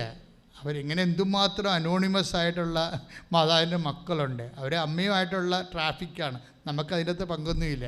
ഇങ്ങനെ ഓരോരുത്തരും ഓരോ അനുഭവങ്ങൾ പറയുമ്പോഴാണ് ഇങ്ങനെയുള്ള അനോണിമസ് ആയിട്ടുള്ള അജ്ഞാത ശിശുക്കളുണ്ടല്ലോ എന്ന് ഓർക്കണം മാതാവിന് പറയും. അവരങ്ങനെ കുറേ പല ആൾക്കാരും മാതാവിൻ്റെ മുഖത്തോട് നോക്കിയിട്ട് പോകും. ചില രണ്ട് വർത്താനം പറഞ്ഞിട്ട് പോകും. അങ്ങനെ കുറേ ആൾക്കാരുണ്ട്. അപ്പം മിനി പറഞ്ഞ് കുഴപ്പമില്ല, നിങ്ങളൊരു ഓൺലൈൻ ഉടമ്പടി എടുക്കാൻ പറഞ്ഞ്. കാര്യം ഭയങ്കര കോവിഡാണ്, ഇതെല്ലാം ബ്ലോക്കാണ്, ഇങ്ങോട്ട് വരാനൊന്നും പറ്റത്തില്ല. അപ്പം മിനി അവരോട് പറഞ്ഞ് നിങ്ങളൊരു ഓൺലൈൻ ഉടമ്പടി എടുക്കാം. ഞങ്ങൾ ഓൺലൈൻ ഉടമ്പടി സ്റ്റാർട്ട് ചെയ്ത കാലത്ത്, കോവിഡ് കാലത്ത് അമ്മ തന്നൊരു വരദാനമാണ് ഓൺലൈൻ ഉടമ്പടി. ഇപ്പോൾ അതുകൊണ്ട് രക്ഷപ്പെടണമൊക്കെ വിദേശ രാജ്യങ്ങളിലുള്ള ആൾക്കാരാണ്. ലൈറ്റൊക്കെ അതിൻ്റെ പ്രക്രിയസ്റ്റാണ് ആദ്യം തന്നത്. എന്ത് തൊട്ടാലും അമ്മ അതിൻ്റെ ആൻസർ ചെയ്യും. അതൊക്കെ വെച്ച് കഴിഞ്ഞാൽ ലക്ഷക്കണക്കിന് ജപമാല അടിസ്ഥാനപ്പെട്ട് ഇതിൽ ഡെപ്പോസിറ്റ് ചെയ്തിരിക്കുകയല്ലേ. ഭയങ്കര ഡെപ്പോസിറ്റ് അതിന് ലൈറ്റൊക്കെ ക്യാൻഡലിനും അതുപോലെ. അതിപ്പോൾ ഞങ്ങൾ ഫോൺ എടുക്കുന്നത് കൂടിയില്ല. നിങ്ങൾ ചുമ്മാ അടിച്ചാൽ മതി. അമ്മയുടെ പേരിൽ ഒരു മധ്യസ്ഥം അടിച്ചാൽ അതിന് അമ്മ ആൻസർ ചെയ്യും. കാര്യം 2003 ജപമാലകളെല്ലാം എത്രയോ കോടിക്കണക്കിന് ജപമാലകളല്ലേ ഇതിൻ്റെ ആസ്തിയായിട്ട് നിരതദ്രവ്യമായിട്ട് വെച്ചിരിക്കണത്. അതുകൊണ്ടാണ് അത് പെട്ടെന്ന് വർക്ക് ചെയ്യണ കാരണം. അപ്പോൾ എന്നോട് പലരും ചോദിച്ചു, അച്ഛാ ഉടമ്പടി ചെയ്ത് 2015 തൊട്ട് 19 വരെ ഉടമ്പടി ചെയ്തിട്ടുള്ള അതിൻ്റെ അനുഭവം കിട്ടിയ ആൾക്കാർ ഓൺലൈൻ ചെയ്തിട്ട് അവർ മൈൻഡ് ചെയ്യില്ല. പലരും താഴെ കമൻറ്റ് ചെയ്ത്, ഓൺലൈൻ ഉടമ്പടി ഞങ്ങൾ ലോഞ്ച് ചെയ്തപ്പോൾ താഴെ കമൻറ്റ് ചെയ്ത്, ഇത് നമ്മുടെ യഥാർത്ഥ ഉടമ്പടിയാണോ, ഇത് യഥാർത്ഥ ഉടമ്പടി ഫലം ചെയ്യുമോ, ഇതെങ്ങനെ ഇത് വർക്ക് ചെയ്യണത് എന്നൊക്കെ ചോദിച്ചുകൊണ്ട് അവരോട് സംശയങ്ങൾ പറഞ്ഞു. പക്ഷേ അമ്മ ആ കാലത്ത് പട്ടിണിക്കാലത്ത് തന്ന ഒരു ഭക്ഷണമാണത് അല്ലേ. കോവിഡ് എല്ലാ ധ്യാനകേന്ദ്രങ്ങളും അടച്ചു കഴിഞ്ഞപ്പോഴേ നെക്കക്കളിയിലാഞ്ഞ കാലത്ത് അമ്മ തന്ന ഒരു സെർവിങ് ഫുഡാണ്. അമ്മ ഫുഡ് സെർവ് ചെയ്ത ഒരു അമ്മ ഭക്ഷണമാണത് ഓൺലൈൻ ഉടമ്പടി. അപ്പോൾ ഇവർ ഓൺലൈൻ ഉടമ്പടി എടുക്കാൻ പറഞ്ഞു. അപ്പോൾ മിനിയുടെ ആ പറച്ചിൽ ഭയങ്കര ഗംഭീരമായതുകൊണ്ട് ഇതെന്താ സംഭവം, കമ്പ്യൂട്ടറെ ഇങ്ങനെ അടിച്ച് കയറ്റണമല്ലേ. അപ്പോൾ കമ്പ്യൂട്ടറെ അടിച്ച് കയറ്റുമ്പോൾ ഭാര്യ പ്രഗ്നൻ്റ് ആകുക. യുക്തിവാദിക്ക് വേണം അങ്ങനെ ചിന്തിക്കാം. അങ്ങനെ ചിന്തിച്ചാൽ അവർ തെറ്റ് പറയാൻ പറ്റത്തില്ല. കമ്പ്യൂട്ടറെ പേരടിച്ച് കയറ്റിയാൽ ഉടനെ ഭാര്യ പ്രഗ്നൻ്റ് ആകുക. സയൻറ്റിഫിക്കായിട്ട് ചെയ്യാനുള്ള കാര്യങ്ങളെല്ലാം ഞങ്ങൾ 6 കൊല്ലം കാശ് മുടക്കി ചെയ്തിട്ടുണ്ട്. ഇനിയിപ്പോൾ അവസാനമായിട്ട് കമ്പ്യൂട്ടറെ അടിച്ച് കയറ്റിയെന്ന് പറഞ്ഞ് ഭാര്യ പ്രഗ്നൻ്റ് ആകുക എന്ന് വേണമെങ്കിൽ യുക്തിവാദിക്ക് ചോദിക്കാം. ഇത് യുക്തിയുടെ മേഖലയല്ല, ഇത് വിശ്വാസത്തിൻ്റെ ഒരു മേഖലയാണ്. അത് യുക്തിവാദിക്ക് ഒരിക്കലും 2 ജന്മം കഴിഞ്ഞാലും മനസ്സിലാകത്തില്ല. പക്ഷേ അവൾ 2 ആഴ്ചക്കുള്ളിൽ പ്രഗ്നൻ്റായി. Praise the Lord. അതാണ് സുധ ഉടനെ പ്രഗ്നൻ്റായി. അപ്പോഴേ അവർക്ക് എങ്ങനെയെങ്കിലും കയറ് പൊട്ടിച്ച് എന്ത് ലോക്ക്ഡൗൺ ആണെങ്കിലും ഇവിടെ വരണമെന്ന് തോന്നി. അങ്ങനെ ഇവർ വന്ന് അവർ തീർത്ഥാടനം ഉടമ്പടിക്കാൻ പറ്റത്തില്ല. അതായത് ഇവിടെ വന്ന് പുറത്തു നിന്ന് പ്രാർത്ഥിച്ചു പോകുന്ന ഒരു കാലം ഉണ്ടായിരുന്നു. അങ്ങനെ അകലെ നിന്നൊക്കെ ആൾക്കാർ 100-300 കിലോമീറ്റർ അകലെ നിന്ന് വരും. എന്തിനാണ് വരുന്നത്? ഇതിൻ്റെ വാതിക്കെ നോക്കി നിന്നിട്ട് പോകാൻ വന്നതാണ്. ഈ ഉടമ്പടിക്കാലത്ത്, ഈ കോവിഡ് കാലത്ത് മനുഷ്യൻ വിശ്വാസികൾ ജീവിച്ച ഒരു ജീവിതമാണ്. ഞാൻ എപ്പോൾ നോക്കിയാലും 10-50 പേര് അവിടെ നിൽക്കണ കാണാം. ഇങ്ങനെയുള്ള നിപ്പ് ഞാൻ കണ്ടിരിക്കുന്നത് കരയുന്ന മതിലിൻ്റെ അടുത്താണ് നിന്നത്. ഇസ്രയേലിൽ പോയപ്പോഴേ ജെറുസലേം ദേവാലയത്തിന് മതിൽ നിൽക്കുന്നുണ്ട് അവിടെ. ഇപ്പോഴും അവിടെ യഹൂദന്മാരെല്ലാം വെയിലത്ത് കൊച്ചും കുഞ്ഞും 2 വയസ്സ് തൊട്ട് 10-80 വയസ്സ് വരെയുള്ള ആൾക്കാർ കുടുംബസമേതം ഈ മതിലേൽ ഇങ്ങനെ നോക്കി നിന്നുകൊണ്ട് ആടി സങ്കീർത്തനം പ്രാർത്ഥിക്കുന്നത് ഞാൻ കണ്ടിട്ടുണ്ട്. അതുപോലെയാണ് ഈ കോവിഡ് കാലത്ത് ആൾക്കാർ ഇവിടെ നിന്ന് മണിക്കൂറോളം നിന്ന് പ്രാർത്ഥിച്ചത്. അവസാനം പോലീസ് വരുന്ന അവരെ തല്ലി ഓടിച്ച്, അങ്ങനെയൊക്കെ ചരിത്രം ഉണ്ടായിട്ടുണ്ട്. ഞാൻ അമ്മയോട് പറഞ്ഞു, അമ്മയെ പോലീസ് വന്ന് അമ്മയുടെ മക്കളെ തല്ലിയിട്ടുണ്ടെന്ന് പറഞ്ഞു. അത്രയും ഞാൻ പറഞ്ഞത്. ഞാൻ പോലീസിനെ വിളിച്ച് ചോദിക്കാനൊന്നും പോയില്ല. പക്ഷേ ആ തല്ലിയ പോലീസ് CI തന്നെ 1 മാസം കഴിഞ്ഞപ്പോൾ ഇവിടെ വന്ന് നമ്മളുമായിട്ട് വലിയ ലോക്യവും അടുപ്പമായി പലതരത്തിലുള്ള സഹായങ്ങൾ ചെയ്യാൻ തുടങ്ങി. പിന്നീട് ഞങ്ങൾ, അതാണ് എൻ്റെ അത്. അപ്പം നിങ്ങളെപ്പോഴും ഈ വിഷയങ്ങളെ കൈകാര്യം ചെയ്യുമ്പോൾ മസിൽ ഉപയോഗിക്കാതിരിക്കാൻ money power, muscle power, Marian power. അപ്പം ഞങ്ങൾ മരിയൻ പവറാണ് ഉപയോഗിക്കണത്. ഇപ്പം എന്തെല്ലാം ട്രോളൊക്കെ ഉണ്ട്. ഞങ്ങളെ വല്ല തിരിച്ച് ട്രോൾ ചെയ്യുക, അല്ലെങ്കിൽ നീതീകരിക്കാൻ വരുക, ഒരു പരിപാടിയില്ല. ഇത് ഇപ്പോൾ ചില ട്രോളിൻ്റെ താഴെയൊക്കെ ആൾക്കാർ കമൻറ്റ് ചെയ്യണം എന്താണ്, പട്ടി കിടത്തി കുരച്ചുകൊണ്ടിരിക്കും രഥം മുന്നോട്ട് പോയിക്കൊണ്ടിരിക്കുമെന്ന്. അതാണ്, പട്ടി കുരച്ചുകൊണ്ടിരിക്കും രഥം. അത് കൃപാസനം അനുഭവിച്ചിട്ടുള്ളവരാണ് തന്നെത്താൻ പറയണതാണ്, തന്നെത്താൻ അടിച്ചു കയറ്റണതാണ് അതിൻ്റെ അകത്ത്. പട്ടി കുരച്ചുകൊണ്ടിരിക്കും രഥം മുന്നോട്ട് പോയിക്കൊണ്ടിരിക്കും. അത് കറക്റ്റാണ്. എനിക്ക് കേട്ടപ്പോൾ ചിരി വന്നു പോയി. കാര്യം വെച്ചാൽ നമ്മൾ ആ തിരിച്ച് ട്രോളാനൊന്നും പോകത്തില്ല. ഇത് അമ്മയുടെ ഒരു മിഷനാണ്. ഇത് വിജയത്തിൽ എത്തിക്കുന്നവരെ, നീതിയെ വിജയത്തിൽ എത്തിക്കുന്നവരെ ചതഞ്ഞ ഞാങ്കണ ഒടിക്കത്തില്ല, പുകഞ്ഞ തിരി കെടുത്ത്. ഇത് മുന്നോട്ട് തന്നെ അങ്ങോട്ട് പോയിക്കൊണ്ടിരിക്കുമോ. അതെന്താ സംഭവിച്ചു കഴിഞ്ഞാൽ ഈ ജനങ്ങളുടെയൊക്കെ ഒരു വൈബ് നോക്കിയേ. അവരിവിടെ വന്നിട്ട് ഏത് കോവിഡ് ആണെങ്കിലും ശരി, പോലീസിൻ്റെ അടി കൊണ്ടായാലും അടഞ്ഞ കൃപാസനം വാതിലകത്തേക്ക് നോക്കി കണ്ണീരിട്ട് നിൽക്കുന്നൊരു മനുഷ്യൻ. അതാണ് ഇതിൻ്റെ ആസ്തി എന്ന് പറയണത്. സ്തുതിക്കട്ടെ. ഹല്ലേലൂയ, ഹല്ലേലൂയ, ഹല്ലേലൂയ, ഹല്ലേലൂയ, ഹല്ലേലൂയ, ഹല്ലേലൂയ. യേശുവേ ആരാധന, ഹല്ലേലൂയ, ഹല്ലേലൂയ. യേശുവേ, തകർച്ചയുടെ കാലഘട്ടങ്ങളില് നിന്റെ സന്നിധിയിൽ മാത്രം അഭയം പ്രാപിക്കാനുള്ള വലിയ കൃപ, ഹല്ലേലൂയ, ഹല്ലേലൂയ, ഹല്ലേലൂയ, ഹല്ലേലൂയ. യേശുവേ നന്ദി. ഹല്ലേലൂയ, ഹല്ലേലൂയ, ഹല്ലേലൂയ, ഹല്ലേലൂയ. യേശുവേ സ്തുതി. ഹല്ലേലൂയ, ഹല്ലേലൂയ, ഹല്ലേലൂയ, ഹല്ലേലൂയ. മഹത്വം, മഹത്വം. വാഗ്ദാനം പേടകമേ, സ്വർഗീയ പൊന്മലരേ, കൃപാസനത്തിൻ്റെ അമ്മേ, പ്രസാദവരമാതാവേ, വാഗ്ദാന പേടകമേ, സ്വർഗീയ പൊന്മലരേ, കൃപാസനത്തിൻ്റെ അമ്മേ, പ്രസാദവരമാതാവേ.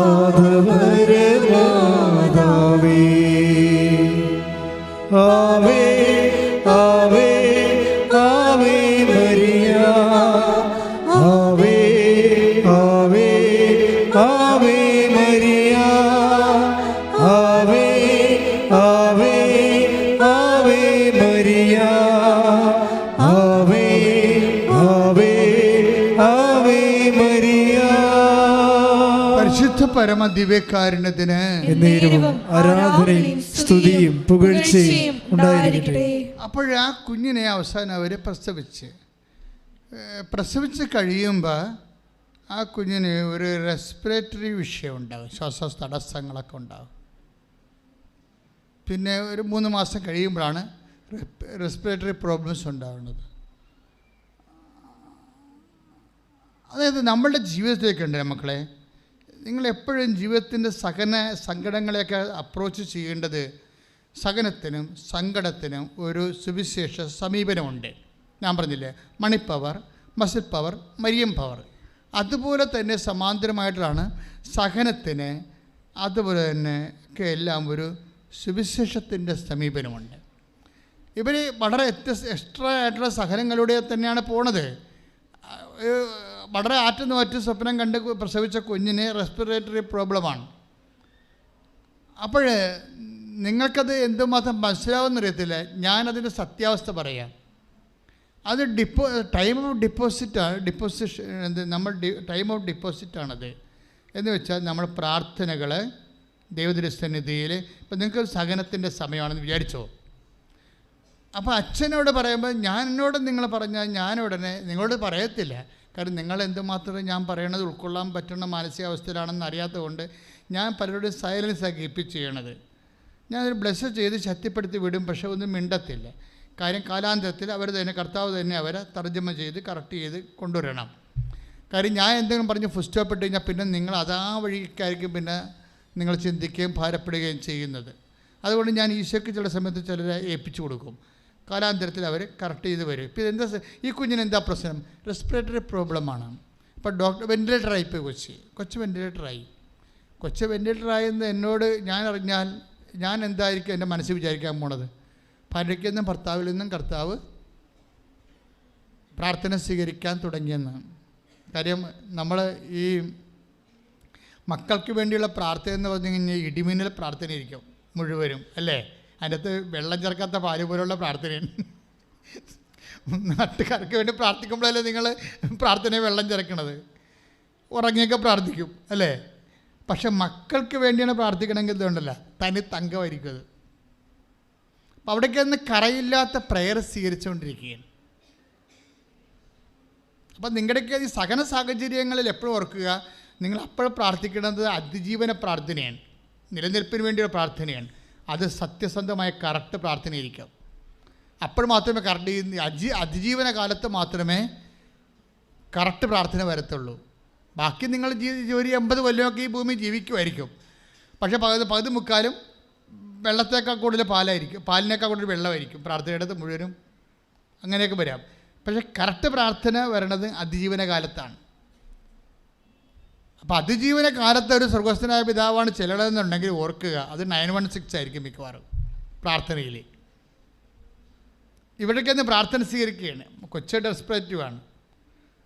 അപ്പോൾ ഡോക്ടറിനോട് പറഞ്ഞപ്പോൾ ഡോക്ടർ ഇവരോട് പറയും, പിന്നെ ഈ വെന്റിലേറ്ററിൽ നിന്ന് ഉടനെ ഒന്നും കൊണ്ടുപോകാമെന്ന് വിചാരിക്കരുത് കേട്ടാന്ന് പറയും. ഈ കുഞ്ഞിനെ കൊണ്ടുപോയിട്ട് തള്ളക്ക് പാല് കൊടുക്കാനുള്ള കൊതി കൊണ്ടിരിക്കുകയാണ്. എത്ര 6 കൊല്ലമായിട്ട് കിട്ടിയ കുഞ്ഞാണ്, അങ്ങനെ കൊണ്ടുപോകാനൊന്നും പറ്റത്തില്ല. അതൊക്കെ അവളാണെങ്കിൽ ഒരു ശവം പോലെയായി. അപ്പം ആ മനുഷ്യൻ എന്നിട്ട് ഈ കോവിഡ് കാലത്ത് ഇവിടെ വരും, ഭാര്യയെ ആശുപത്രി കിടത്തിയിട്ട് വണ്ടി ഓടിച്ച് ഇവിടെ വരും, ചേട്ടൻ്റെ മോളുമായിട്ട് ഇവിടെ വരും. ഇവിടെ വന്ന് മാതാവിൻ്റെ മുമ്പിൽ നിൽക്കും. അപ്പോഴന്ന് 9 മണിക്കാണ് തുറക്കണത്, കോവിഡ് കാലമല്ലേ. സ്റ്റാഫ് 9 മണിക്ക് വരുമ്പോൾ സ്റ്റാഫിനെ കയറ്റാൻ വേണ്ടി തുറക്കും. എന്നിട്ട് അപ്പോൾ അതിനെ ക്ലോസ് ചെയ്യും. അപ്പോൾ 9 മണിക്കാണ് തുറക്കണത്. ഇയാൾ മനുഷ്യൻ വന്നിരിക്കുന്നത് 7 മണിക്കാണ് രാവിലെ. 7 മണി തൊട്ട് 9 മണി വരെ തുറക്കാൻ വേണ്ടി ഇതിൻ്റെ വാതിൽക്ക് നിൽക്കും. അപ്പോൾ ഇയാളുടെ അവസ്ഥ കാണുമ്പോൾ വാച്ച്മാന് തോന്നും. വാച്ച്മാൻ ഇയാളോട് പറയും, ഇവിടെയൊക്കെ അനുവാദം ഇല്ലെങ്കിൽ കുളിക്ക് കൊടുത്തില്ലെങ്കിൽ പുള്ളി പറയും 15 മിനിറ്റ് തരാം, 15 മിനിറ്റ് കയറി മാതാവിനോട് പറഞ്ഞിട്ട് പെട്ടെന്ന് ഇറങ്ങണം. ഒരു 15 മിനിറ്റ് ഒരു ഉടമ്പടി എടുക്കാതെ മാതാവിനെ കാണാൻ വേണ്ടി വന്ന ആൾക്കാരുടെ ചരിത്രം പറയുകയാണ്. ആ 9:15 തുറന്ന് 9:15 വരെ തുറന്നിട്ട് 15 മിനിറ്റിനുള്ളിൽ പുള്ളിക്കാരൻ കയറി അകത്ത് വന്ന്, ഇപ്പോൾ അന്ന് ഈ അകത്താരും കയറത്തില്ലേ, അത് കാരണം അകത്ത് വന്ന് മാതാവിനെ കണ്ട് എൻ്റെ കുഞ്ഞിൻ്റെ വൈഫിൻ്റെ കാര്യം പറഞ്ഞിട്ട് നേരെ തിരിച്ചു പോകും. തിരിച്ചു പോയി അവർ ചേർത്തലെത്തിയപ്പോൾ തന്നെ ഫോൺ വന്ന്, എന്താണ് ഡോക്ടർ പറഞ്ഞ് കുഞ്ഞിനെ റെസ്പിറേറ്ററി സിംറ്റംസ് മാറിയിട്ടുണ്ട്, കുഞ്ഞിനെ വെന്റിലേറ്ററിൽ നിന്ന് റിലീസ് ചെയ്യാമെന്ന് പറഞ്ഞു. അപ്പം ഇയാൾ ഇവിടെ ഇരുന്ന് വിറക്കാൻ തുടങ്ങുന്നതിൻ്റെ അകത്ത് കാര്യത്തിലെല്ലാം അയാൾക്കറിയത്തില്ല, ഇത്രയും സ്പീഡാണ് കാര്യമെന്ന് അറിയത്തില്ലല്ല. അയാൾ ഡോക്ടർ പറഞ്ഞ് കേട്ടിട്ടല്ലേ പോന്നിരിക്കണത്. ഇപ്പോഴെങ്കിലും ഈ മാസത്തിലെങ്കിലും കുഞ്ഞിനെ പുറത്തെടുക്കാൻ പറ്റുകയില്ല. പക്ഷെ പെട്ടെന്ന് ഇവിടെ നിന്ന് തിരിഞ്ഞ് ചേർത്തല വരെ ചെന്നതേ ഉള്ളൂ, അപ്പം തന്നെ ഫോൺ വന്നില്ലേ. അപ്പോൾ ഇയാൾ ദൈവസാന്നിധ്യം അനുഭവിച്ചിട്ടേ ഇയാൾ പറയണേ, ഞാൻ കാറിലിരുന്ന് വിറക്കിയിരുന്നു പറഞ്ഞു. എന്നിട്ട് പിന്നെ പുള്ളി ഈസിയായിട്ടൊരു കാര്യം പറയും. അതാണ് ഞാൻ നിങ്ങളുടെ മുമ്പിൽ കൊണ്ടുവരാൻ ഉദ്ദേശിക്കുന്നത്. ഇത്രയും വലിയ ദൈവാനുഭവം കിട്ടിയൊരു മനുഷ്യൻ പിന്നീട് അടുത്ത ശ്വാസത്തിൽ ഈസിയായിട്ടൊരു കാര്യം പറയും. എന്താണ്? പിന്നീട് ഞങ്ങളുടെ മകന് കുഞ്ഞുമാലാഖിയായി ഈശോൻ്റെ അടുത്തേക്ക് പോയെന്ന് പറയും. ഞാൻ വാ പൊളിച്ചു.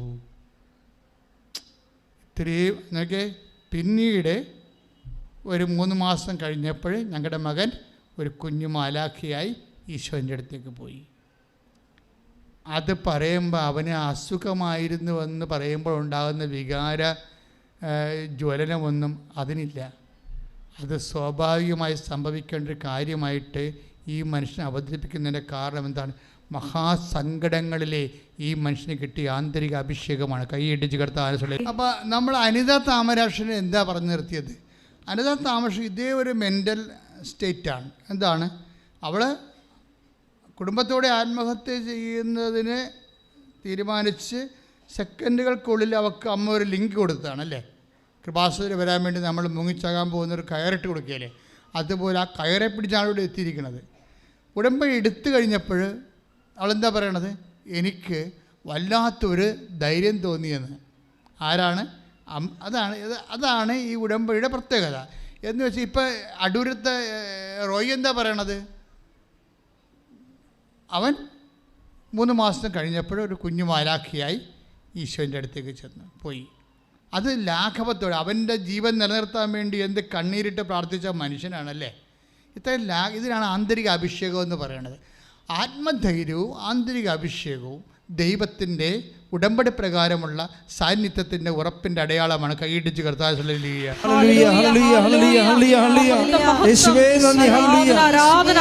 So what is our point? എന്താണ് നമ്മളിത് കൊണ്ട് ഉദ്ദേശിക്കുന്നത്? അതായത് നീ ഒരു ദൈവ വാഗ്ദാനം പ്രാപിച്ച്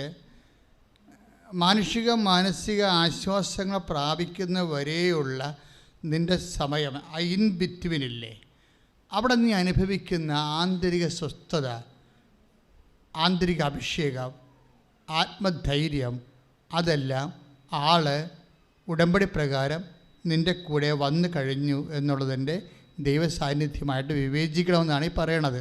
പ്രാർത്ഥിക്കുക. കർത്താവ് ദൈവമേ, അങ്ങ് ഞങ്ങളെ ഭൗതിക ആശ്വാസത്താൽ അനുഗ്രഹിക്കുന്ന വരെയുള്ള ഞങ്ങളുടെ മാനസിക വ്യാപാരങ്ങളെ അതിലനുഭവിക്കുന്ന അങ്ങയുടെ ആന്തരിക സാന്നിധ്യത്തെ വിവേചിക്കാനുള്ള ആന്തരിക നേത്രങ്ങളെ അങ്ങ് പ്രകാശിപ്പിക്കണമേ. എഫെസ്യസ് 1:18 ഏത് തരത്തിലുള്ള പ്രത്യാശയിലേക്കാണ് അവിടുന്ന് നിങ്ങളെ വിളിച്ചിരിക്കുന്നതെന്ന് അറിയാനും വിശുദ്ധർക്ക് അവകാശമായി അവിടുന്ന് വാഗ്ദാനം ചെയ്തിരിക്കുന്ന മഹത്വത്തിന്റെ സമൃദ്ധി മനസ്സിലാക്കാനും നിങ്ങളുടെ ആന്തരിക നേത്രങ്ങളെ അവിടുന്ന് പ്രകാശിപ്പിക്കട്ടെ. അതായത് വിശുദ്ധർക്ക് ആന്തരിക നേത്രങ്ങൾ പ്രകാശിപ്പിക്കേണ്ടത് ഉടമ്പടിയുടെ ഒരു ആത്മീയ അനിവാര്യതയാണ്. ഉടമ്പടി എടുക്കുന്ന ആൾക്കാർ ഈ വാഗ്ദാനം പ്രാപിക്കാൻ, അതായത് നമുക്ക് വേണ്ടി ഒരുക്കിയിരിക്കുന്ന മഹത്വത്തിൻ്റെ വാഗ്ദാനങ്ങളെ പ്രാപിക്കാൻ നമുക്ക് അത് അറിയാനുള്ള വിവേചനം വേണം. അത് ഭയങ്കര ഒരു മസ്റ്റാണ്. ശരിക്കും ഉടമ്പടി പുതുക്കുന്നവർ പ്രത്യേകം ശ്രദ്ധിക്കണം.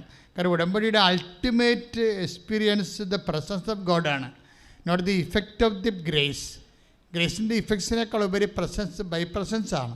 പക്ഷെ അത് മനസ്സിലാക്കണമെന്നുണ്ടെങ്കിൽ അവിടുന്ന് വാഗ്ദാനം, റീഡ് ഇറ്റ് അഗെയിൻ. ഏത് തരത്തിലുള്ള പ്രത്യാശയിലേക്കാണ് എഫെസ്യസ് 1:18 ഒന്ന് ഏറ്റു പറഞ്ഞ ഏത് തരത്തിലുള്ള പ്രത്യാശയിലേക്കാണ് അവിടുന്ന് നിങ്ങളെ വിളിച്ചിരിക്കുന്നതെന്നറിയാനും വിശുദ്ധർക്ക് അവകാശമായി വിശുദ്ധർക്ക് അവകാശമായി.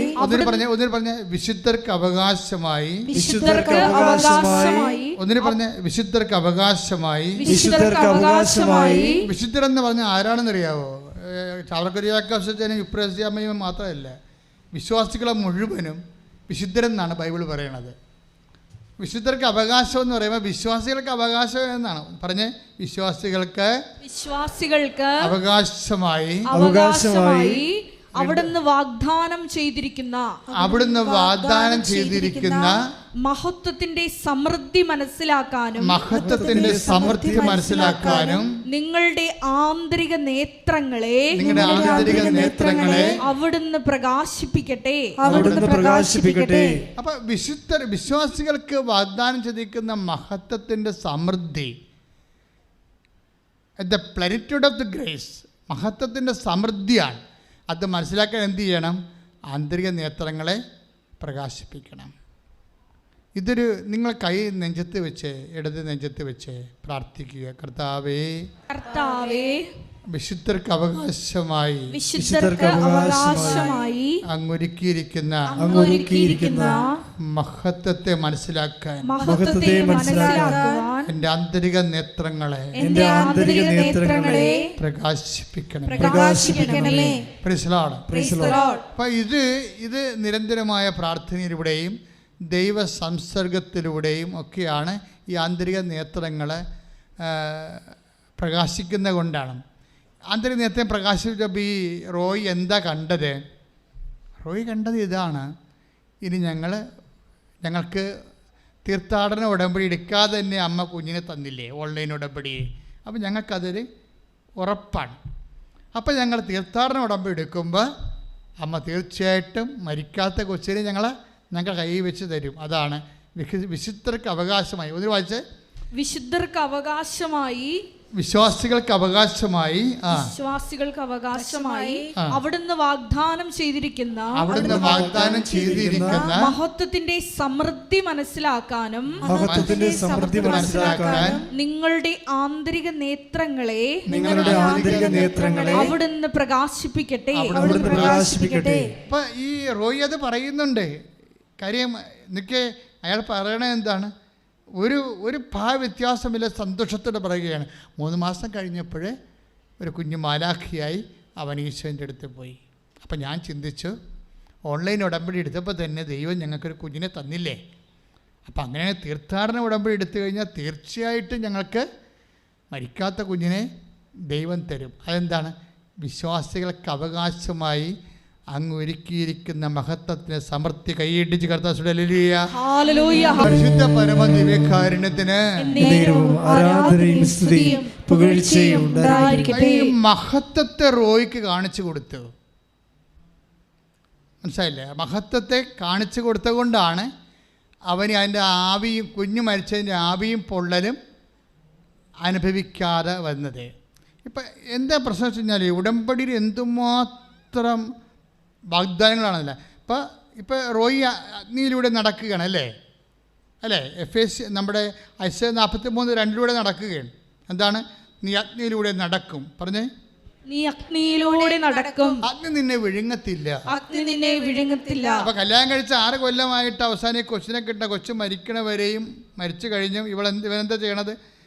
അവൻ ഈ തീയിലൂടെ യാത്ര ചെയ്യുകയാണ്. പക്ഷേ ഇപ്പോൾ എന്താ സംഭവിച്ചിരിക്കുന്നത്? അഗ്നി അവനെ വിഴുങ്ങണില്ല.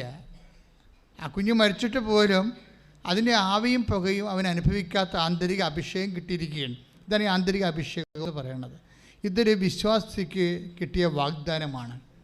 ക്രിസ്തുവിലെ കളകളഞ്ഞാണെന്ന് നീ വിശ്വസിക്കണമെങ്കിൽ നിനക്ക് ഈ അഭിഷേകം നിന്റെ അവകാശമാണ്. പ്രാർത്ഥിക്കുക, കർത്താവായ ദൈവമേ, ആന്തരിക അഭിഷേകത്തെ ഞങ്ങൾക്ക് ലഭിക്കാതിരിക്കുന്ന മഹത്വത്തോട് തുലനം ചെയ്യുമ്പോൾ ഇന്നത്തെ കഷ്ടതകള് തുലോ നിസ്സാരമാണെന്ന് വെളിപ്പെടുത്തുന്ന ദൈവിക പദ്ധതിയെ തൊട്ടറിയാൻ കർത്താവേ ഞങ്ങളിലേക്കും ആന്തരിക അഭിഷേകം ചൊരിയണം.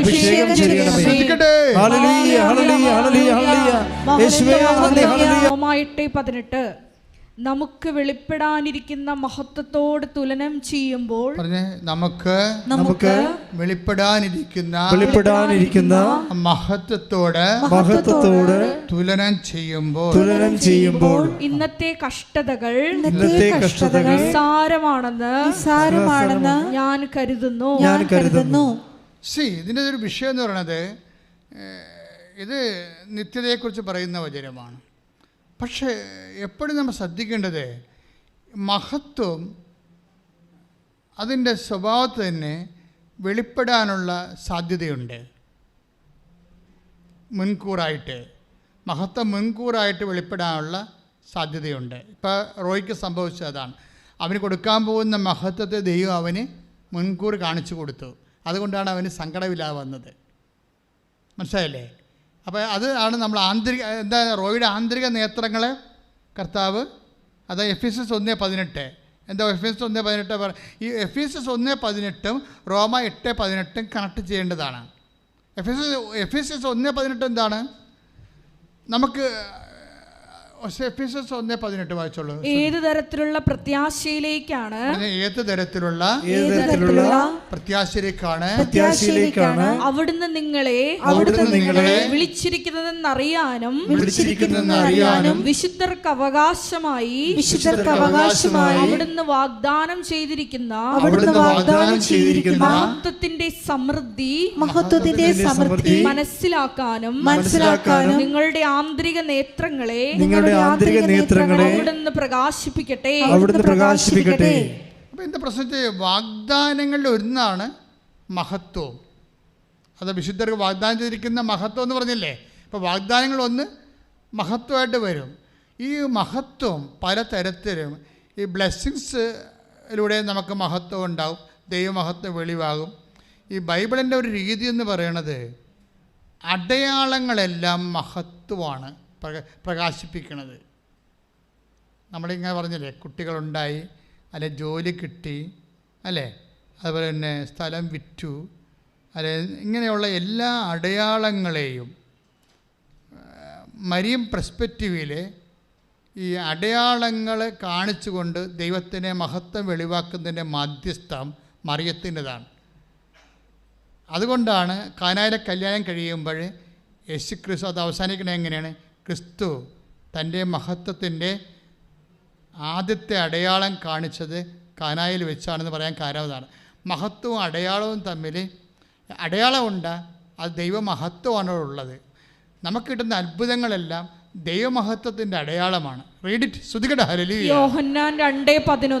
യോഹന്നാൻ 2:11 വായിച്ചോളൂ. യേശു തന്റെ മഹത്വം വെളിപ്പെടുത്തുന്നതിന് എന്ന് പറഞ്ഞാൽ യേശു തന്റെ മഹത്വം വെളിപ്പെടുത്തുന്നതിന് പ്രവർത്തിച്ച അടയാളങ്ങളുടെ ആരംഭമാണ് ഗലീലയിലെ കാനായിൽ ചെയ്ത അത്ഭുതം. കണ്ട. അപ്പൊ യോഹന്നാൻ 2:11 എന്താ പറയണത്?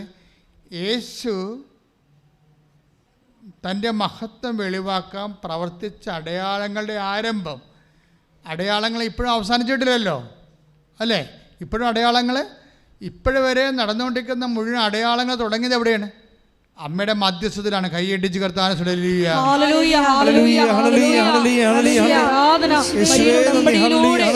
വിഷയങ്ങളില് സമയബന്ധിതമായി ഇടപെടുന്ന മാതൃവാത്സല്യത്തിന് ഞങ്ങൾ നന്ദി പറയുന്നു. ഈ അടയാളം, ദൈവം, ഈ മഹത്വത്തിനൊരു പ്രത്യേകത എന്ന് വെച്ച് കഴിഞ്ഞാൽ ഇത് മുൻകൂട്ടി വെളിപ്പെടുത്തുമ്പോഴാണ് ആന്തരിക അഭിഷേകം ഉണ്ടാകണത്.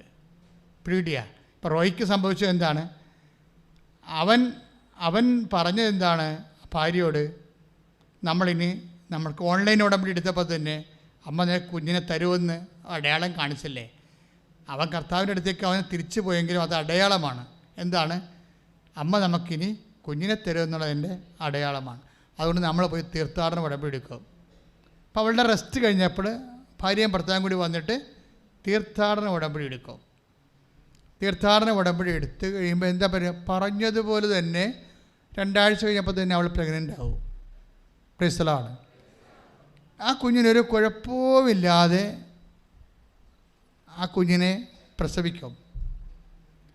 അതെന്താ സംഭവിച്ചു കഴിഞ്ഞാൽ ഇതിനുള്ള എല്ലാ അടയാളങ്ങൾ നേരത്തെ, അതിനകത്ത് വിഷയം എന്ന് വെച്ച് കഴിഞ്ഞാൽ ദൈവം അവിടെ ചെയ്തപ്പോൾ ഡോക്ടറിനോട് ഈ റോയി ദൈവത്തോട് പറഞ്ഞതെന്ന് വെച്ച് കഴിഞ്ഞാൽ ഞങ്ങളുടെയൊക്കെ നിന്ന് തിരിച്ച് വാങ്ങിച്ച കുഞ്ഞില്ലേ, ആ കുഞ്ഞിനെ തന്നെ ഞങ്ങൾക്ക് തിരിച്ചു തരാമെന്ന് പറഞ്ഞ്.